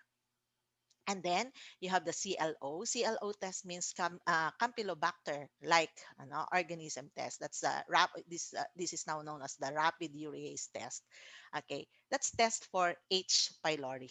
Yung H. pylori yan yung nagko-cause commonly ng ulcer. Okay, ulcer, gastric ulcer. And then culture and sensitivity. So, paano ginagawa yung culture and sensitivity? Ganyan yan. So, lalagyan mo yan ng microorganism, yung iyong tawag dito, culture medium, and then lalagyan mo ng antibiotics. Yan, mga antibiotic discs yan. Mga discs yan na merong antibiotics. Yan. So, yan yung mga pangalan ng kanyang antibiotics. And then, ano mo siya, tawag dito, ilalagay mo siya sa incubator, yan, overnight, and then kinabukasan tingnan mo na. Okay, and tingnan mo kung sensitive or resistant. Okay, I'm going to discuss this in the lab. Okay. And then fungi, of course, study of fungi, and then gram staining procedure. So we're going to study this or discuss this in the lab. Okay. So, do not worry, do not be overwhelmed. Okay, yung iba dito, didiscuss natin ng mabuti sa laboratory. And then, stool analysis. So, dito nakalagay siya sa microbiology, but here in the Philippines, itong mga to, itong stool analysis is under the clinical microscopy section. So, occult blood, okay, blood in the stool. Okay, pag sinabi mong occult, that's hidden blood. Hindi mo nakikita na may blood yung stool. But if you're going to check that, no, okay, using the test, makikita ka positive for blood. So, this is a screening test for colorectal cancer. Kasi kadalasan ng cancer, di ba, that starts from bleeding. Okay, pagdurugo. So, ova and parasites, of course, that indicates pag present, ang may ova, may itlog, no? Okay, parasites. Okay, that indicates parasitism. Okay, may bulate yung pasyente. Okay. Now, the last, ayan, nasa last na tayo, okay, immunohematology. So, or blood banking. So, ito, inaaral din dito yung antigen and antibody, but as they relate to red blood cells. Kasi itong blood banking, kaya sa word na blood bank, no? Okay, ang tinitingnan nitong section na to is to make sure that the donated blood, yung blood na itatransfuse doon sa pasyente, or blood products are safe before they are used in blood. Yan, no? Blood transfusion. So, yun ang tinitingnan dito, no? Kahit tinitingnan pa rin natin yung antigen and antibody, pero as they relate to red blood cells, kasi nga, itatransfuse natin eh. Tama? Yung blood. We're going to make sure na when we transfuse that, walang reaction doon sa pasyente. Tama? Okay. So sa section na to, kaya nang ginagawa, nagpe-prepare ng blood products to be used for transfusions. Okay. So ano ba yung mga blood components? Ayan yan. May whole blood, may platelets, kasi ano yan eh, may mga pasyente na kailangan niya whole blood. May pasyente na kailangan lang niya platelets. Ayaw niya ng iba, no? Ayaw niya ng RBC, mataas na RBC ko, platelet lang gusto ko. Yan. Packed cells, okay? O kaya fresh frozen plasma and cryoprecipitates. Yan yung mga blood components. Na? So, makukuha yan dun sa blood bag, and then separate lang into different components. Okay. So sabi nga dito, no, very important, blood samples from all donors and the recipient must be carefully tested before transfusion so that incompatibility and transfusion reactions can be avoided. Yan, no? Yan. So yan ang tinitingnan dito sa blood bank. Okay. So ito yung mga tests. So antibody screen. Okay, titingnan mo pag sinabi mong antibody screening of any unexpected red blood cell antibodies. Okay, that may cause, of course, problems in the recipient. So, tinitingnan yan. So, merong reagent. Ayan, titingnan mo. I-ano mo lang dito. No? I-mix mo yung blood dito. Titingnan mo. Pag positive yan, ibig sabihin may agglutination that indicates abnormal antibodies in the patient's blood. So, ganun lang yun. No? So, another test here is the direct anti-human globulin test. So, this determines naman kung whether the RBCs, okay, circulating the bloodstream are covered with antibodies then. Okay, parang ganon ang nangyayari dyan. So, yung antibodies na responsible for the destruction of red blood cells. Kaya nga pag positive yan, autoimmune hemolytic anemia. Magkakaroon ng hemolysis of the red blood cells that will now, okay, result to anemia. Okay. O kaya mga hemolytic disease of the newborn, yung mga bagong panganak, no? Okay, so kasi baka merong mga antibodies si mommy that destroy the baby's red cells. Yun ang nangyayari. O kaya transfusion incompatibility. So na-transfusion siya ng blood, no? Hindi compatible. Yun yung tinitingnan, no? So nagkaroon ng hemolysis. So yan yung tinitingnan nitong test na ito. And then ABO and RH. So sa lab, mag-ABO and RH typing tayo. No? So yung compatibility testing naman, before i-transfuse yung blood, kailangan mag-compatibility testing muna. No? So dinidetect nito yung antibodies and antigens in the recipient's okay, blood and the donor's blood. So para bang, kaya ang tawag dito cross-matching. Minamatch yung dugo ng patient sa dugo ng pasyente. Okay? Dugo ng patient, dugo ng donor, sa dugo ng recipient. Doon sa magre-receive at saka doon sa magbibigay. Ima-match muna bago ita-transfuse. Kasi baka magkaroon ng reaction. Tawag natin dyan, compatibility testing. Okay? So, yan. So, ito yung blood typing. So, we are going to discuss this also in the lab. So, siguro sa lab na natin ito i-discuss. Ayan yung blood typing. So, in passing lang, may dalawang common blood types tayo. You have the ABO and the RH. Okay? Kaya nga sinasabing, anong blood type mo? B positive, O positive, A negative. So, ibig sabihin doon, yung ABO niya, yan yung ABO blood type niya. Yung positive and negative, yan yung kanyang RH blood type. Yan. Okay. So, anong ginagawa dyan? Blood, no? One drop of blood, and you're going to put one drop of the reagent. Okay. So, may anti-A, ito yung anti-B, ito yung for RH, the anti-D. Okay? So, lalagay mo lang dyan, and then mix mo, and then look for agglutination. Yan. Na? So, ano bang ibig sabihin yan? No? So, punta muna tayo dito para maintindihan. No? So, yan yung red blood cell mo. Yung may mga blood type A, meron silang A antigen. Yung mga blood type B, meron silang B antigen doon sa red blood cells nila. Yung mga AB, meron silang AB antigen doon sa blood cells nila. Okay. Yung mga O, wala silang antigens. Okay, ganun yan. No? Okay. So when you put now the antibody, remember may antigen. And then pag naglagay ka ng antibody, okay, this is antibody. Tama? This is antibody. Kaya nga anti. And then pag meron siyang A antigen, tapos nilagyan mo siya ng anti-A at nag-agglutinate. Tama? Na? Nag-agglutinate dun sa blood. No? So ibig sabihin, meron siyang A antigen dyan. Pag nag-agglutinate, yan yung agglutination, no? Parang clumping of red blood cells. So, ibig sabihin yan, meron siyang B antigen dyan kasi nag-clump eh. Tama? So, kung merong agglutination na ganyan, tama? Again, yung kanya, ibig sabihin, meron siyang A antigen, meron siyang B antigen. So, kung meron kang A antigen and B antigen, ang blood type mo, AB. Yan, na. So dito naman, ito sa B merong agglutination, dito sa A walang agglutination. So ang blood type niya ay B. Tama, na? Kung saan nagkaroon ng agglutination, yun yung blood type in short. Okay. And then ito naman A, tama, na? Nag-agglutinate. Okay. So, yan yung blood type niya. Okay. Paano ko malalaman, ma'am, na A yan? Okay. Yan yung color niya. Tama? Okay. Yung color niya. Blue at saka yellow. And then, ito naman, okay, walang agglutination. So, ibig sabihin, wala siyang antigens. So, type O siya. Ganun yan. Okay. So, practice natin ito sa laboratory. Okay. So sa RH typing naman, simple lang, no? Lalagay ka lang ng D antigen pag nag-clumping, RH positive.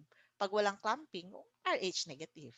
Ganun 'yan, So pag sinabing RH negative, you do not have the RH antigen on the surface of your red blood cells. Okay. So ganyan, no? So anong blood type nito? Okay. So ito yung anti-D niya. Okay, may agglutination. So A. Tama? Walang agglutination. So A positive. Yan, na? Okay. So, now, yung mga ito, kasi ang problema, may agglutination ba yan o wala? No? Kaya meron tayong bago ngayon, the gel method. No? So, sa gel method ng blood typing, the agglutination occurs when the RBC antigens react with the antibodies present in the gel. Present in the gel. So, ito yung kanyang, yan, ganyan ang itsura niya.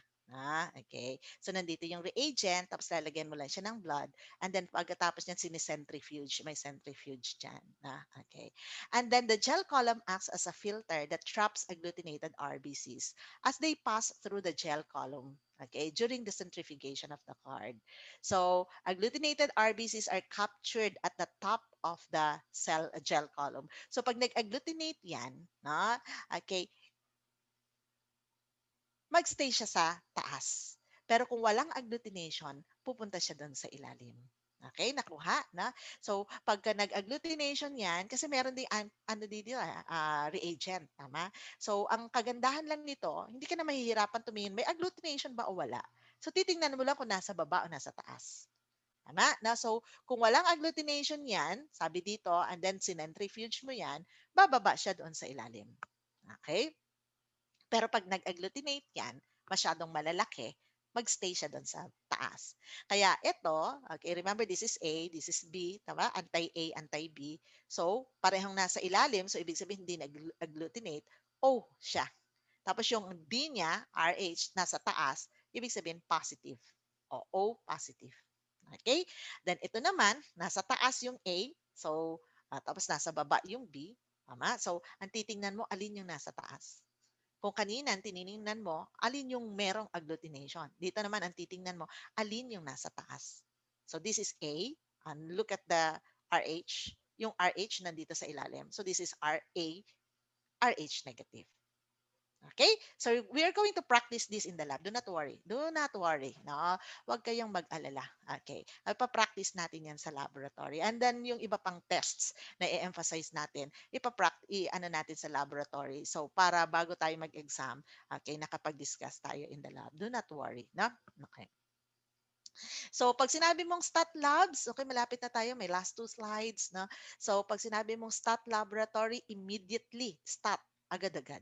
No? So, pag may stat lab, no, yan ay nakikita near the emergency room. Okay? And usually, 24/7 yan open. Yan, no? Para dun sa mga agad-agad, kailangan yun na, ano, di ba pag emergency cases, kailangan, okay, agad-agad, nandyan na, no? But not all laboratories, okay, ay merong, not all hospitals ay merong stat lab. So usually, ang ginagawa, dinadala talaga sa uh, laboratory, the central laboratory. Okay. Maganda sana kung merong stat lab, no? Okay, 24/7 open. Okay. Alam mo, mga laboratories naman natin 24/7 open eh. Pero ito talagang mabilisan. Okay. And then pag sinabi mong reference laboratories, yan ay mga large independent laboratories that receive specimens from many different facilities. Diyan pinapadala. Ganon, no? Kasi ang mga ano nila diyan, ang mga staff nila ay pinapadala sa ibang bansa to train, properly trained yung mga staff nila, and then they have the best facilities, they have the best machines. Yan, mga reference laboratories yan. Okay, they provide specialized and confirmatory tests for yan, blood, urine, okay, and other specimens. Mabilis ang turnaround time. Okay? And then, reduced cost, mura, no? Kasi high volume, madami kasi silang ginagawang tests. So, dito sa atin, sa Pilipinas, ano ba yung mga reference labs natin dito? Na? For hematology and coagulation, you have the NKTI, the National Kidney.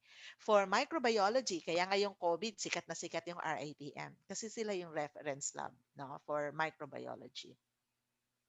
And then for clinical chemistry, you have the Lung Center of the Philippines. Okay, drugs of abuse, East Avenue. Okay, you have this in your PMLS1, right? No? Okay. And then infectious immunology, mga rabies, basta mga infectious, no? Hepatitis, HIV, mga nakakahawa, no? Sa San Lazaro yan. Yan ang lab doon, reference lab natin. Okay. So that's the end of my lecture. Thank you very much. So do not worry kung medyo na-overwhelm kayo masyadong marami. We're going to discuss more of this in the laboratory. Okay? So thank you very much for listening. Bye.